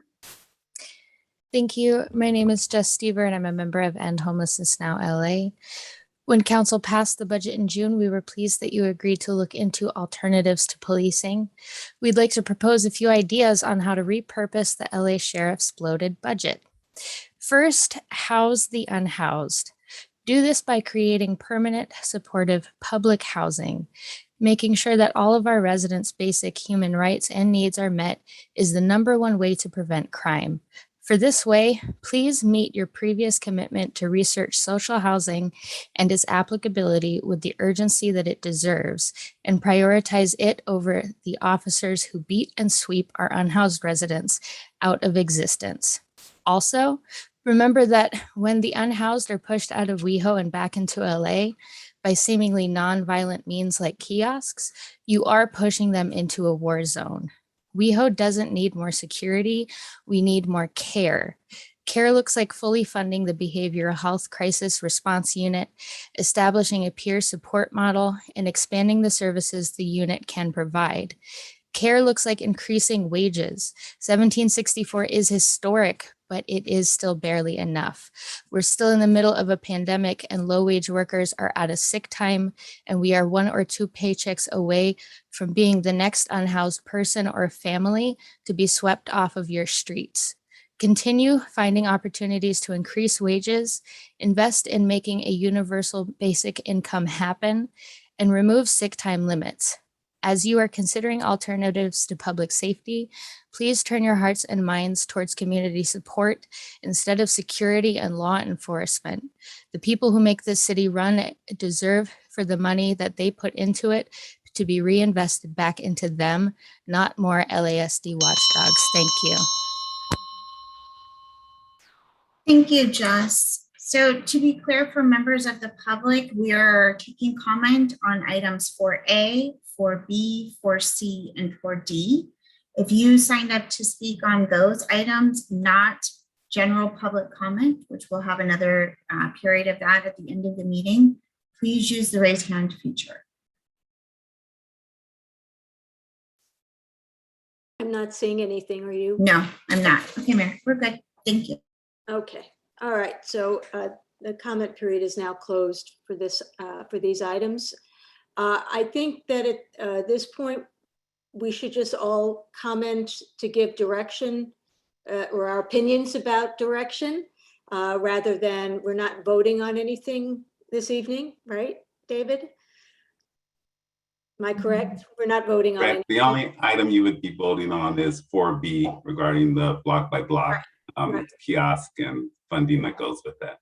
Well, and I think that will be part of this, just our giving our opinions about everything in context now. So who would like to begin with providing some comments? Mayor Pro Tem? Thank you, Mayor. First, I just would like to support the moving forward with fully funding into the next steps for the Mobile Health Crisis Response Unit. So that's my direction and comment on that item. I would also like us to have a conversation about our block by block security ambassadors. It is my understanding that they do more than just being an eye for the the sheriffs. However, our website presents them as just being an eye for the sheriffs and a few other things. I want us to talk about how we can shift their responsibilities to being more of a referral for our service providers rather than automatically just an eye for the sheriffs. I think that's important. I think it's something that they already do, but doing what we can to provide that opportunity. And I support the Public Safety Commission's recommendation to do more outreach to move, I'm trying to bring that up, create an outreach program regarding block by block security ambassador services to reroute non-criminal calls from the sheriff to block by block. I think that was very smart of them, and that's something I fully support. So I really want to have that conversation, and David, maybe you can let us know what the possibilities are for, do we need to amend their contracts so their duties become more alternative to policing and they can do more referrals to our service providers? Eventually, obviously, when the Mobile Health Crisis Response Unit is available, I would expect them to, call. And I think they were on that diagram too, or maybe Kristen, sorry, can answer that question. Thank you, council member. The short answer is yes. Block by Block does do service referrals, and they're pretty tied in to our existing field teams, whether it's one of our local social service providers or sheriff or fire. And I think what we need to do is just do a better job advertising that. They really come from a hospitality mindset where they're there to help and assist and answer questions. And while their origins are in the entertainment district, that mindset still helps when it comes to giving directions, helping somebody cross the street when it's busy, all of those things. And then part of that mesh as well with providing our community members with social service resources as well. They carry all the information with them. And then they do, as you're aware, kind of report back to our Public Safety Commission every month. And then they're also tied in with city staff as well. Thank you. And with respect to the, my thoughts on our contract with the sheriffs, as well as alternatives to policing, And the other recommendation that the Public Safety Commission made for us to conduct a study to determine the feasibility and costs of developing a city-led police department. First, I'm very much in favor of doing a feasibility study personally. I did see the attachment, Mayor, of with the other cities. I think what's missing from that is really our staff. What I would recommend in that study is for staff to really reimagine community safety when coming up with that study. I didn't see in that study if Manhattan Beach, if Culver City, if Beverly Hills have block by block. Do they have the outreach teams that we do? Do they have a MET team that they pay for? Do they have unarmed security officers? Do they have all of the social services that would steer time away from their police departments that we do and that we're working to create, which are really alternatives to policing, such as a mobile health crisis response unit. Also, I don't know where those numbers were, if they were from a prior report or current. I think we have a really incredible opportunity tonight and in the next few months to really reimagine community safety in a way that diverts funds that, quite frankly, the sheriffs or a police department don't need to have because they're doing things that they're not experts in. As we talked about, there's 20% or so of the budget of the sheriffs is going to non-criminal homeless services, as well as some of the other items that was mentioned, the little pie slices. And that's not going to provide a solution that helps our residents or the people. It's not going to help get people out of poverty. The majority of crimes that are committed is because people are in poverty. Now, we're a little city. We can't control what other cities do. And unfortunately, even, what we can do is help our residents, help our workers, but then there could be floods of people coming in. However, from other cities, however, we can lead. And I think, some of the things that I think about when comparing our sheriff's department and our relationship with them versus having our own police department, what I think about is, one, there isn't really a stability with our captain and our deputies, where we've had in the past. Right now we have Captain Ramirez, who's great, but just a few years before we had another captain that we lost because they get promoted, and then it's just really transient deputies and captains that come and go. How are we to really build that community feeling? What I hear from residents a lot is that they want to know our community safety officers. They want to know them. And I want them to know me. I want them to know my neighbors. I want them to see us all as humans and really have a humanized experience. And if we build our police department from the ground up, or community safety department, whatever we choose, it is West Hollywood. The contract matrix too that we have with the sheriff's department is so complicated. Even tonight, asking Kristen all these questions, it is no wonder it feels like there's not transparency and we have problems trying to get an audit. Building our own, just like we're doing WeHo Pride, just like we're doing our third responder system, behavioral crisis unit.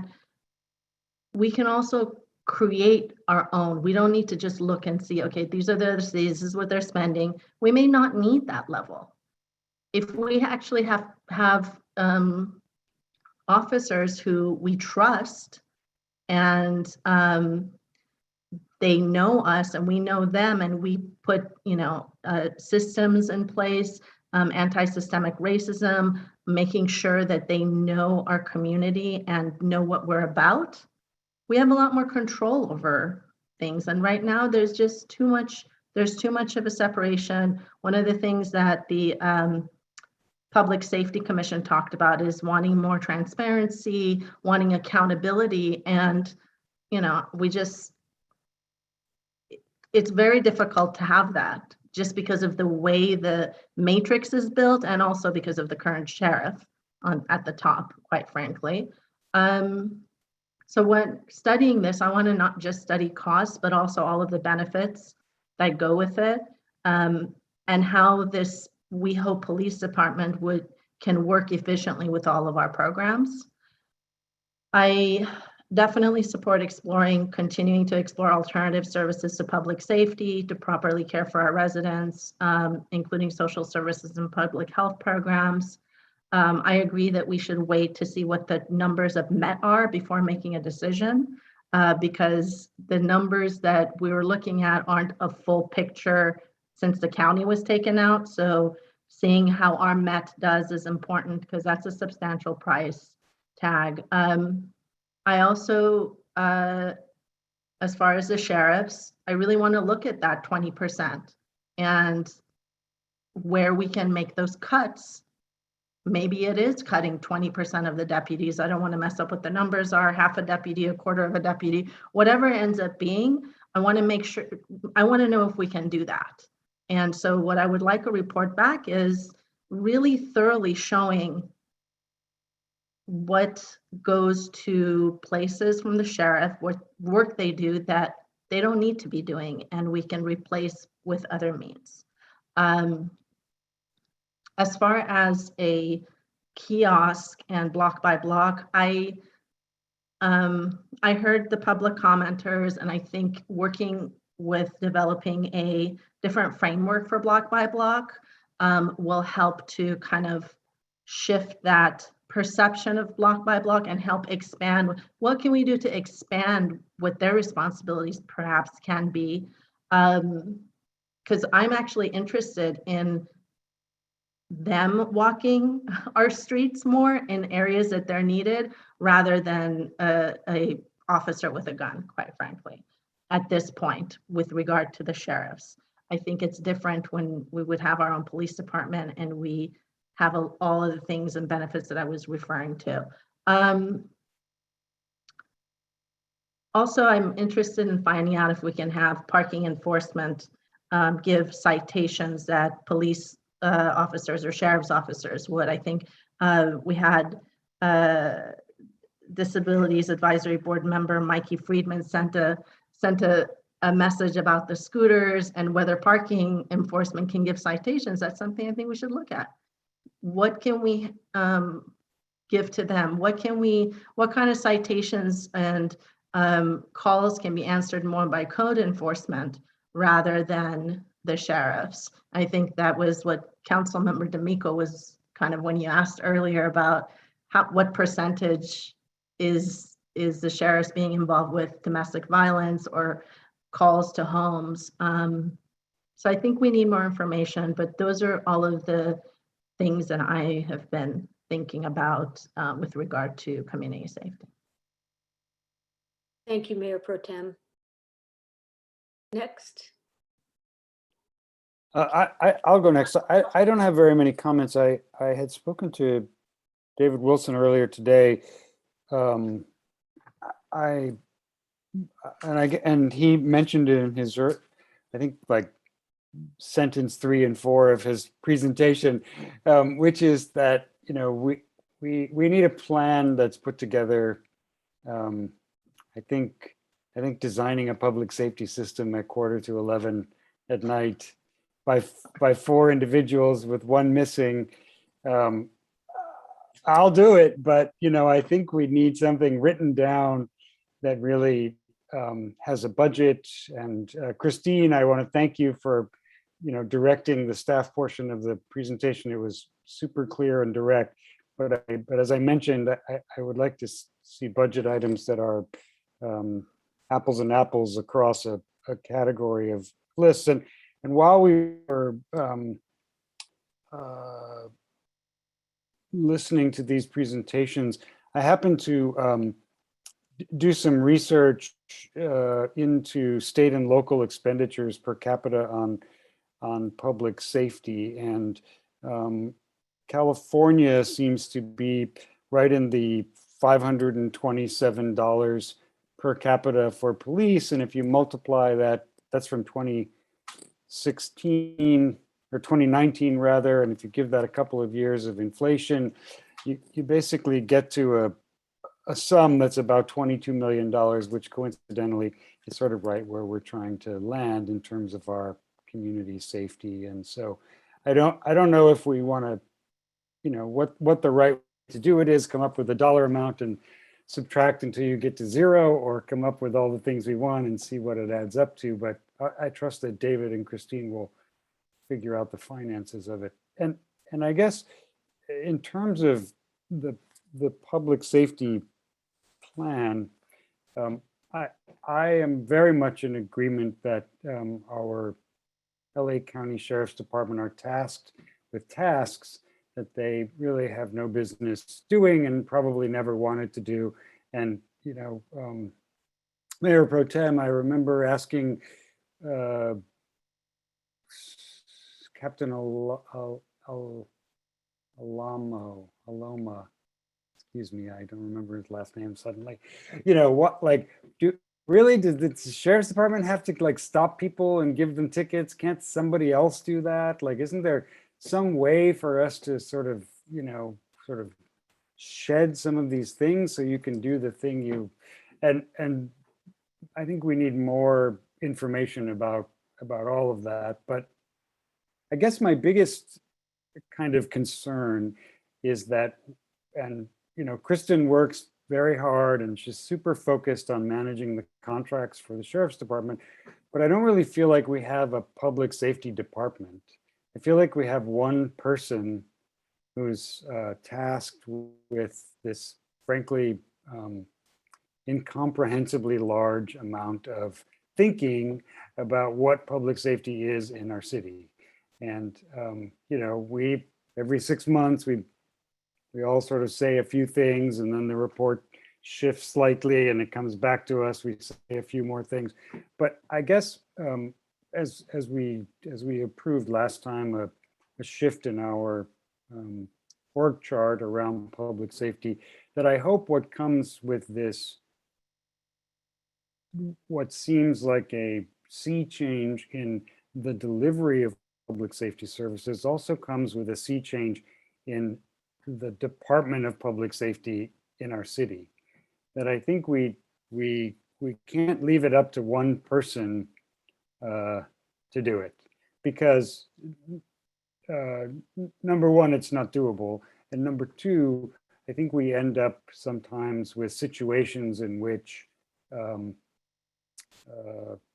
for me anyway, there's disappointment about the sort of rigor with which it happens, the sort of completeness with which reports come to us, or, we're interested in public safety.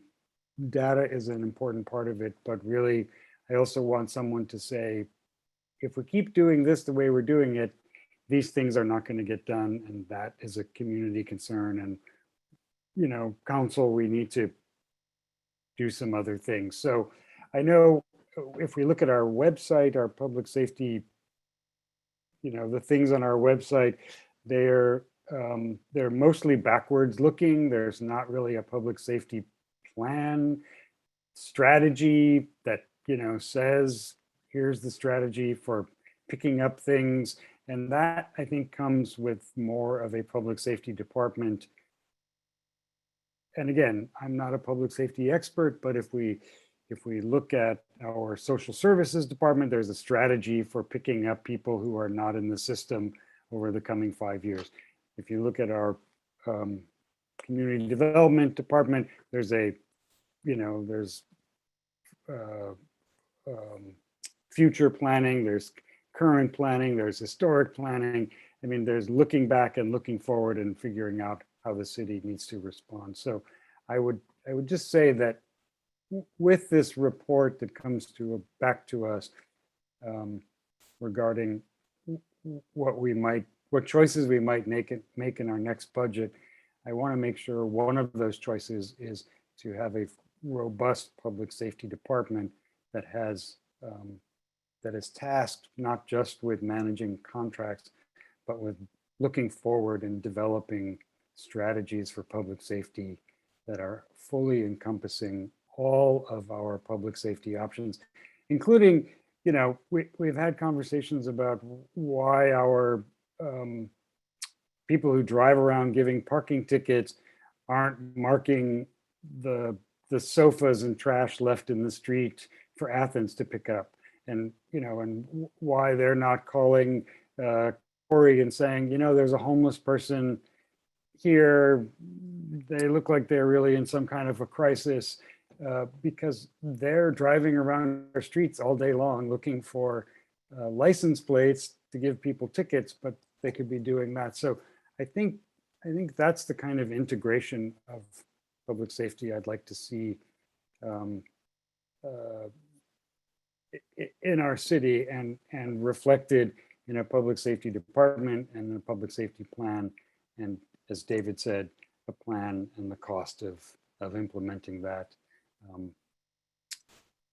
So I guess I just want to say one more thing, and I've already spoken too long, but I really appreciate the fact that this city council was willing to do this.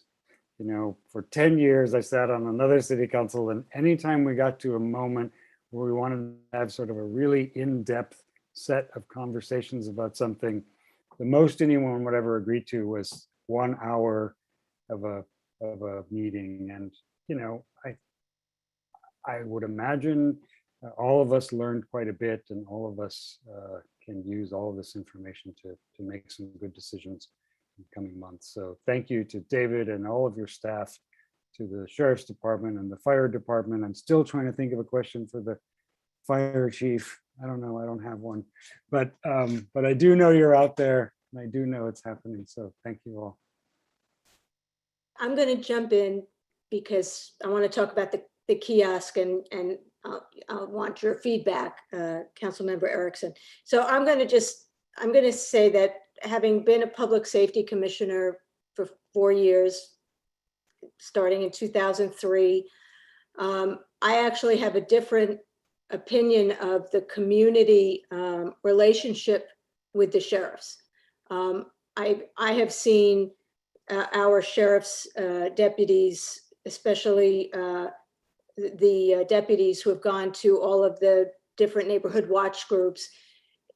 I've seen the same deputies for years and years and years. And so a lot of them are in our city for quite a long time. True, our captain changes, but it seems like people under the captain don't change quite as much. I have seen our community have a feeling of, that they do know our sheriff's department. I think that what's going on in the national landscape and the county, and in particular the sheriff himself, it is absolutely, it is tainting everything. It is aggravating. It hurts, right? It just to see what's going on, it hurts. But I do think that having that question about the context of our sheriffs versus, what the county thinks of their police and on a national level, we do see that there is a difference there, and it is about context. For me, first of all, I would like to see results from the Center for Policing Equity in terms of, the reporting that they're going to have about how our sheriffs, their calls, what outcomes from their calls, to me, it's very important that we at least look at that, because that obviously we brought that item forward as a way of looking at how our sheriffs are doing in terms of social justice and fairness and equity. I would also like to see a breakdown of requests so that we can look at what types of functions can be handled by personnel outside sworn personnel. But that said, doesn't mean that I necessarily agree we need to reduce the number of our sheriff's deputies. I actually think that when we get complaints that the sheriff didn't come, when I called after I was mugged, or it took, 10 minutes instead of 5 minutes, or they didn't catch this person, it's because they're doing other things, right? So I think if sheriff's deputies are doing what sheriff's deputies do best, by not having to, be mental health experts, which they're not, for our housed and unhoused populations, where they get calls, I think that will be a positive. But I am not necessarily on the train of we need to decrease the number of sheriffs. I'm not necessarily on the same train in terms of starting our own police department. I think that I'm happy to look at it, absolutely, and to look at it in the way that Mayor Pro Tem said, how we want to imagine what would be our ideal, public safety, what would it look like? But I will say that knowing that there are retirement costs, healthcare costs, and all of those other things that we don't have to think about, it would be expensive, even with less personnel. And I'm just not willing to say to our residents, we're going to have less people out there on patrol for you. I'm just not ready to do that. The other thing about the county, which is a positive, is that when we do have big events, they provide personnel. Don't know if that will happen if we have our own police department. And I'm not saying that that's the only reason you keep them, because maybe you just don't have big events.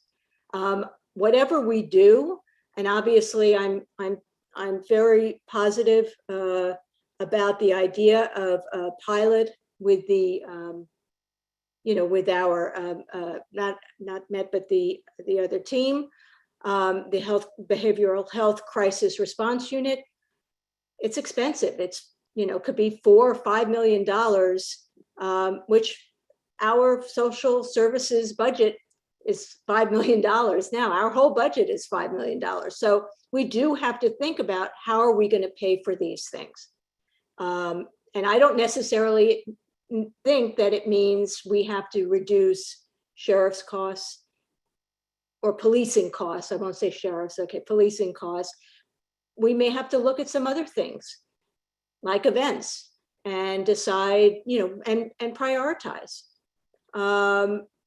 So those are the types of bigger picture things that I would like us to look at.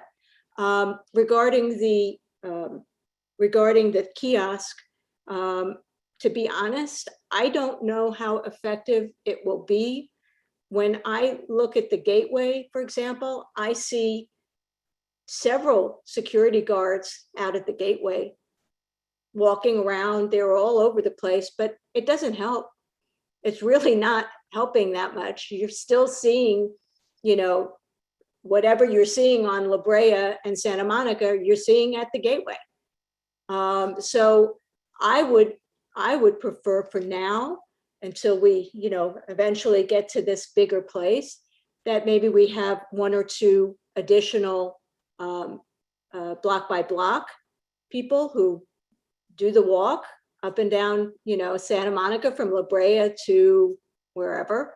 But I don't necessarily think a kiosk is the answer. And So that's my feeling there. I'm absolutely for more block by block ambassadors if that area, the east side, needs it, but I just don't know that having a stationary little kiosk on the corner of La Brea and Santa Monica Boulevard is really the answer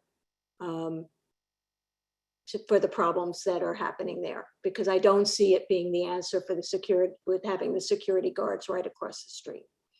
So those are my thoughts. I mean, I'm willing to support 4B for the being able to expand our contract with block by block. I just don't know if the kiosk is the answer. And I think that's pretty much what I have right now. I think, like Councilmember D'Amico said, this is way too big a topic to be making big decisions at 11:30, but I think that David is getting enough information, to be able to come back to us with more information to help us make informed decisions. And so on that note, I'll say Councilmember Erickson. Thanks. I do know we do have a few action items tonight, Mayor, specifically 4C, approving the recommendations so staff can continue to advance the work that they're doing in the staff report. For 4B, regarding the kiosk, I would be happy to maybe get a 30, 60, 90-day report once it's established, and we could actually identify its usefulness and then bring it back after that and see if we wanted to move forward with it further. That way we could not both make sure the community who was really requesting it, but also I think to your main point regarding, is it useful? Because I want to make sure that it's there for services, not sweeps, regardless of what some public commenters were saying, but ultimately making sure it's there to help increase services, work with obviously the security ambassadors, the security at the gateway. I actually had a conversation with one of them the other day when I was going to Jersey Mike's to get food. And, they, like our sheriffs who have told me this, don't want to deal with homelessness. They have to deal with it on a constant basis, and they want to connect people. They don't know how. So I think also an education campaign could be helpful and useful over there to make sure that they know who to call. And maybe we could come back with some type of, it's a low expense, but maybe after, 3 months, see what the connections are, what's going on. And if we want to scrap it, we can scrap it or bring it into a holistic approach. I'm happy to see if it looks like you shook your head, but I don't know if that was my camera, but I'm going to jump into just a couple of my comments as well. I want to thank all the members of the public that called in to speak, especially at this time. I appreciate all the attentive detail that staff has given so much to this conversation. I think that this is proven. This is what we are trying to get to. Much like with the long process we did for 10 months on the minimum wage, I think we're setting ourselves up for another long process here regarding public safety. And like Councilmember D'Amico, I'm glad we're actually here together talking about this. 4 of us, 1 will join us next time, of course, and we'll come back. But I want to go back to something that he said, and that was something that cities are never finished. And I think that this is a really good case in point to understand how we're not finished. We're not saying we're taking away sheriffs. We're not saying we're adding more, but what we are saying is we really want to reimagine what public safety, community safety could look like. So I think a really good way in which, David, you could start this is by looking at it internally to piggyback off of what my colleagues said, or all my colleagues said, and are we calling our own department public safety, or are we calling it community safety? How are we rephrasing and relooking at the ways in which the city itself uses language to promote the types of human services or social services based responses that we want to have? I love Councilmember D'Amico's idea about backwards, forwards, and future looking ways in which we could design that. I'm sure our comms team could figure that out once we all figure out what we are doing. But ultimately, I think that's a great way for the community to know that we're invested in getting this right. I think when we come to the Public Safety Commission's recommendations and ultimate understanding of what was charged before them, I support a feasibility study. I think what Mayor Meister said regarding retirement, et cetera, they're very expensive. I know specifically during COVID, the liabilities and all of that came about with sheriffs not being vaccinated or not being able to get vaccinated or going into places. It's a high cost for people with it. So we need to see everything. But we also need to see the items that Mayor Pro Tem Shine talked about in terms of reimagining community safety. It's not just about responding to crimes, it's also about responding to our community. What does that mean? What does it mean to grow up knowing who serves you, who helps there, and ultimately that when you call in for services or when something's going wrong, you know you're going to get what you're looking for. Specifically, I want to draw attention back to this survey, and I laugh because I was on mute, but when Mayor Meister said about the forced decision that we had to make on page 25, it is a hard decision to really discuss what this means. But I think ultimately what we have here is that our city is actually saying to us, let's look at investing in services. And while I know we're not doing it tonight, I would like to take those services from the Sheriff's Department that don't want to do them. And that's okay. They don't have to do them, and invest it back into the services that we're looking at. And I think that's ultimately where we can get to this price tag for our behavioral and mental health response unit. I think that when you look at some of the math that I was talking about earlier, and I'm happy to provide this to the city clerk so she can give it to our colleagues, or maybe she can look at these two staff items and bring it back to us. If we look at 16 to 18% of the sheriff's contract being utilized for calls that are about homelessness or mental health matters, that's roughly 3.2 to 3.6 million per year, which is ultimately where we're looking at in terms of the cost of this. And I think that that's a good way to start. And what we need to do. And if we're going to build this from the bottom up, we should build it from the bottom up and take every approach seriously. I would love to actually look at our sheriff's contract holistically. I think that I cannot actually look a member of our community in the face and say, I know what taxpayer dollars are being spent on for the contract, because we have a sheriff's department, not our current station here. I want to make that distinction in 1 second. That refuses to let us actually audit their books and see what's going on. We have whistleblowers, we have people saying things in the press, we have people talking to us, we have residents that call and they say they can't get the right amount of services or the right amount of attention that they need to get these things, police reporting and how that goes. I can't actually look at someone and say, I know what all $20 million of your taxpayer dollars is going to. And I find that deeply troubling. I find that troubling to the point that we are elected to make sure that we're accountable to the public dollars, and we need to know what it is. So we need to holistically audit the Sheriff's Department's contract to make sure that if, and I hope when, we take money away to make sure we're reinvesting into the services that we're looking at funding here, we're doing it comprehensively. We're doing it so we have all the data in front of us, and we're doing it as a city looking forward to what our residents are telling us based on statistical data. Most important, not most importantly, I mean, everything's important when this conversation is going on. But I want to talk about, I think, the real moment in time that we're at.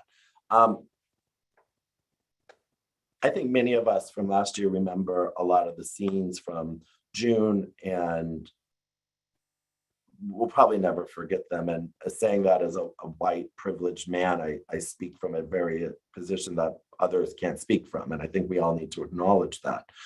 But ultimately, what we are asked before us is we have a sheriff at the top who, while quirky, says some horrific things about homeless people, says horrific things about law and order, and could, if he wanted to, take away our current captain, who I actually really like and have a lot of respect for, and install someone that probably we wouldn't want. And I'm concerned about that. I'm also concerned about his vaccination comments.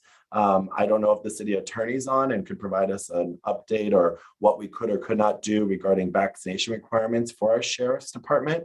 COVID-19 is the #1 killer of cops. And it's really startling to me that we have a sheriff who is saying that he's not going to ensure that his people that are entrusted to him to get vaccinated to make sure that they don't die. But then consequently, these are the individuals who are going into the to when crimes are being committed or when quality of life issues are being called upon. And if they're not vaccinated, our residents are actually at risk from the very people that are supposed to be there to protect them.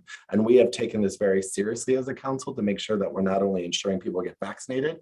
Congratulations, West Hollywood, you're 83% vaccinated as of today's stats. But ultimately, I do want to know what those numbers are for the sheriff's department. And it doesn't, and I asked this question on Friday, I never got an answer. And I don't know if the city attorney, after I'm done giving my monologue or whatever, someone will probably call it tomorrow morning, could answer. But I really do think we need to holistically look at where our dollars are going in the contract, how we're best reinvesting them. And if we're really serious about building something from the ground up, that it's community focused, it's community safety centered.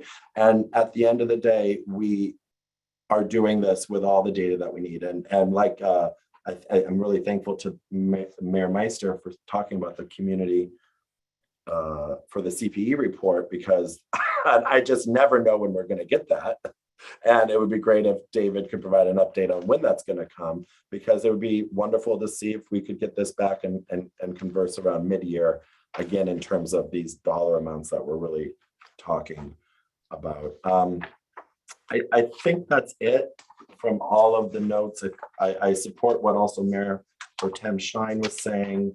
I support, majority of what everyone is saying. I think we're all on the same page here, but maybe I could turn it over to the Lauren Langer to talk about the vaccinations items with our sheriff's contract. Lauren.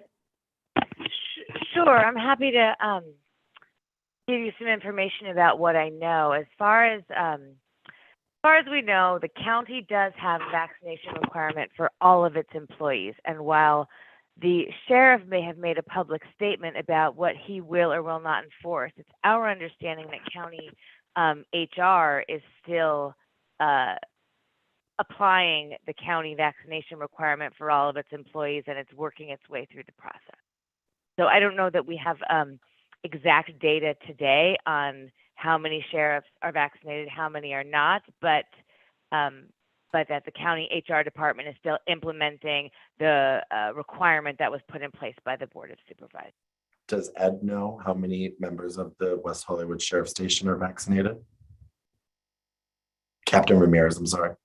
Councilmember Erickson, I believe he does. I'm looking to see if he's still in the Zoom with us. Listen, guys, I'm still here. I am just checking with county council to make sure I'm not giving out information that's, I'm going to make sure that medically it's okay for me to give.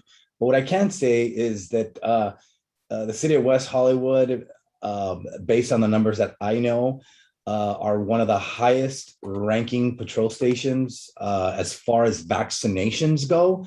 And I hope once county council gets cleared with county council, I would be more than happy to share that with you, because our numbers are pretty high as far as patrol stations go. And I'm just going to finish my comments off of that, Mayor. And I think that's the important point, and this is the difficult place we always find ourselves in. It's that hopefully we can get that information, because what Captain Ramirez is saying is antithetical to what is being said and portrayed in the media by the larger sheriff at large, right? And I think that when we look at how we have invested in the sheriff's department in the past, we have individuals who have been really good. They get promoted and they leave, as Mayor Pro Tem Shine said. But what Captain Ramirez just spoke about is something that we need to emphasize, that if we had our own police department, these things could be done, and we wouldn't have to have county council. We wouldn't have to have someone else come back. We wouldn't have this happening or that happening. We would still have issues. Don't get me wrong. Issues still remain. But I think that having more control locally over what we define as community safety is a critical thing for me. And I just don't know at the moment if that involves the sheriff's department. Well, you can ask the city of Beverly Hills if they're having an easier time. Yes, well, ultimately, when you look at even what the LAPD chief said, 86% of his police officers are vaccinated. And I just wonder why he is saying that, but our sheriff can't say that to help those of us that spend a lot of our money of our taxpayer money to say where it is to make sure people are being protected from the deadliest pandemic we'll ever see in our lifetimes right now. So now, on that note, I'm going to ask if somebody wants to make a motion to approve 4B, the amendment to the agreement for services with Block by Block for an East Side kiosk. Do I have a motion? I'm happy to make the motion with the amendments for 30, 60, 90-day review, if we're okay with that. That would be great. Do I have a second? Second. Second, Councilmember D'Amico. Okay, we can take a vote. Lauren, did you have a question first? Sorry, City Attorney. I just wanted to clarify exactly what that meant with regard to the amendment. So it's approve the amendment, but authorize review 30, 60, 90 days. And you could undo. It's to review the effectiveness of the kiosk. I don't think it in- really literally has to do with the contract. It's to review. It's to be able to review the effectiveness of having a kiosk located at La Brea and Santa Monica. And so you want to add all the additional funding. David, maybe you want to jump in here. Yeah, well, no, I was just gonna say, it's gonna take some time to get it set up and moving. I mean, I would think we could come back in 90 days because we're not gonna have a lot of information in 30 or 60 days. So maybe we report back in 90 days on how it's working. Yeah, I think what Councilmember Erickson meant is that 30, 60, 90 from the time that it's actually up and running. But that's fine. If you want to make it 90 days from now, whatever works, David. I think it'll take 90 days. I think 90 days from now, we can give you a realistic picture on how it's working or not working. Okay. Happy to make that my motion there. Okay, are we okay? All right. Councilmember D'Amico. Yes. Councilmember Erickson. Yes. Mayor Pro Tem Shine. Yes. Mayor Meister. Yes. The item passes with the addition of a report back in 90 days. Thank you. And item 4C, development of citywide behavioral health crisis response unit, phase 1. Approval of recommendations, proposing updates as detailed in section 1, part D, and directing the Strategic Initiatives Division to further explore identified funding strategies and report back on feasibility. And 3, direct the Strategic Initiatives Division to further explore potential governmental and nonprofit agency partners for service delivery. And 4, direct the Strategic Initiatives Division to provide the next update to City Council in March of 2022. Can I get a motion? So moved. Second. Thank you, Mayor Pro Tem. Second, Councilmember Erickson. Can we get a vote, please? Councilmember D'Amico. Yes. Councilmember Erickson. Yes. Mayor Pro Tem Shine. Yes. Mayor Meister. Yes. The item passes. Thank you so much. We do not have any new business because the items were put on consent. We do not have excluded consent calendar. We do not have legislative. So we are now at public comment. Do we have any public comment? Yes, we do. Our first speaker for the final public comment period this evening is Michael Wojtkiewicz. Michael, please press *6 and you will have 2 minutes. Michael, are you still there? There you are. May I start? You may. Yes. Good evening, council and listening public. Michael Wojtkiewicz.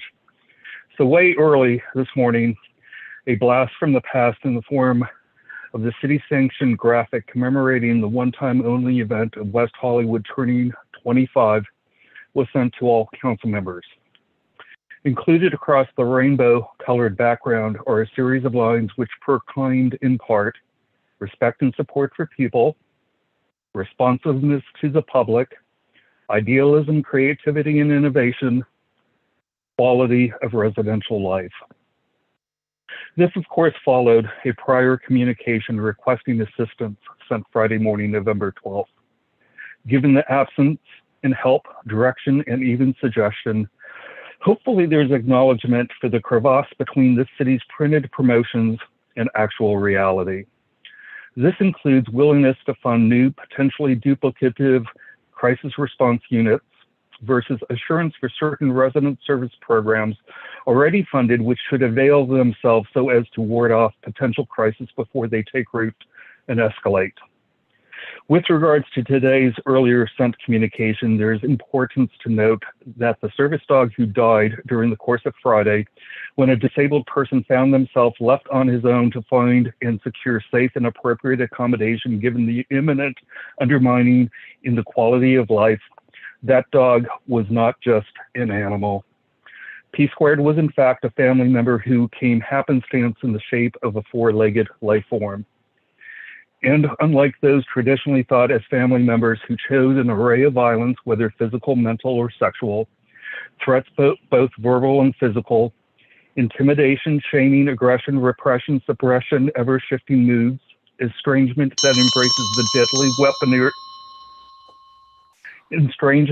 embraces the deadly weaponry of deafening silence, P Squared forever proved himself not susceptible to any such human failings. Thank you. Have a good night. Thank you, Mike. Thank you, Michael. Sorry about P Squared. And our final speaker that I have signed up for the final public comment period is Enoch Miller. Enoch, you may press *6 and you will have 2 minutes to provide comment. Okay, can you hear me now? Yes. Okay, perfect. Good evening, Mayor Meister, Mayor Pro Tem Shine, and City Council members.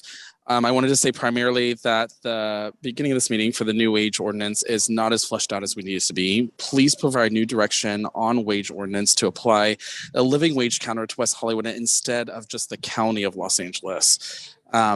Remove sick time limits and the transitional program loophole. It is a little too early to be patting one another on the back and accepting awards for a wage ordinance that most workers still cannot use to thrive or live on. And over 30 businesses voted through our petition to on the last meeting and many more on this meeting as well too. So next on the topic of public safety, which is the meat of today's meeting, reimagining public safety doesn't mean creating the police department. More police stations, kiosks, training, and equipment will only expand violence.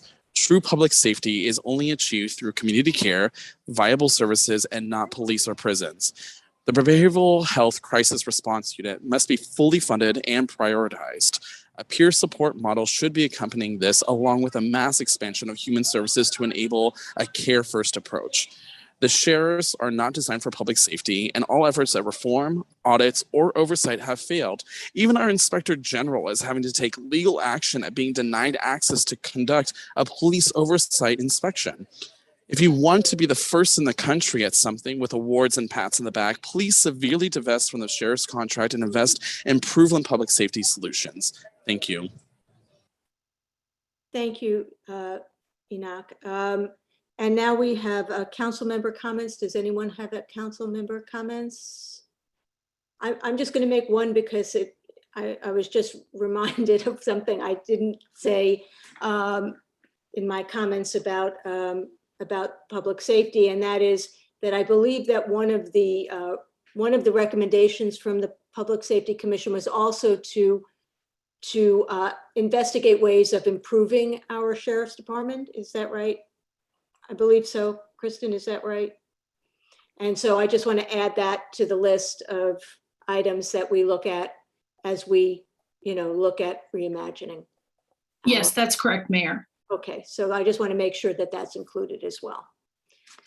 Okay, and if there are no comments from my colleagues, then I will say thank you very much for staying up so late with us at 11:49. We will adjourn until Monday, December 6th, 6 p.m. I believe we will be in a hybrid format. We'll keep our fingers crossed. And I think that's it. So thank you so much. Thank you, Oscar. Good night, Mayor. Good night, City Council. Good night. Good night, everyone.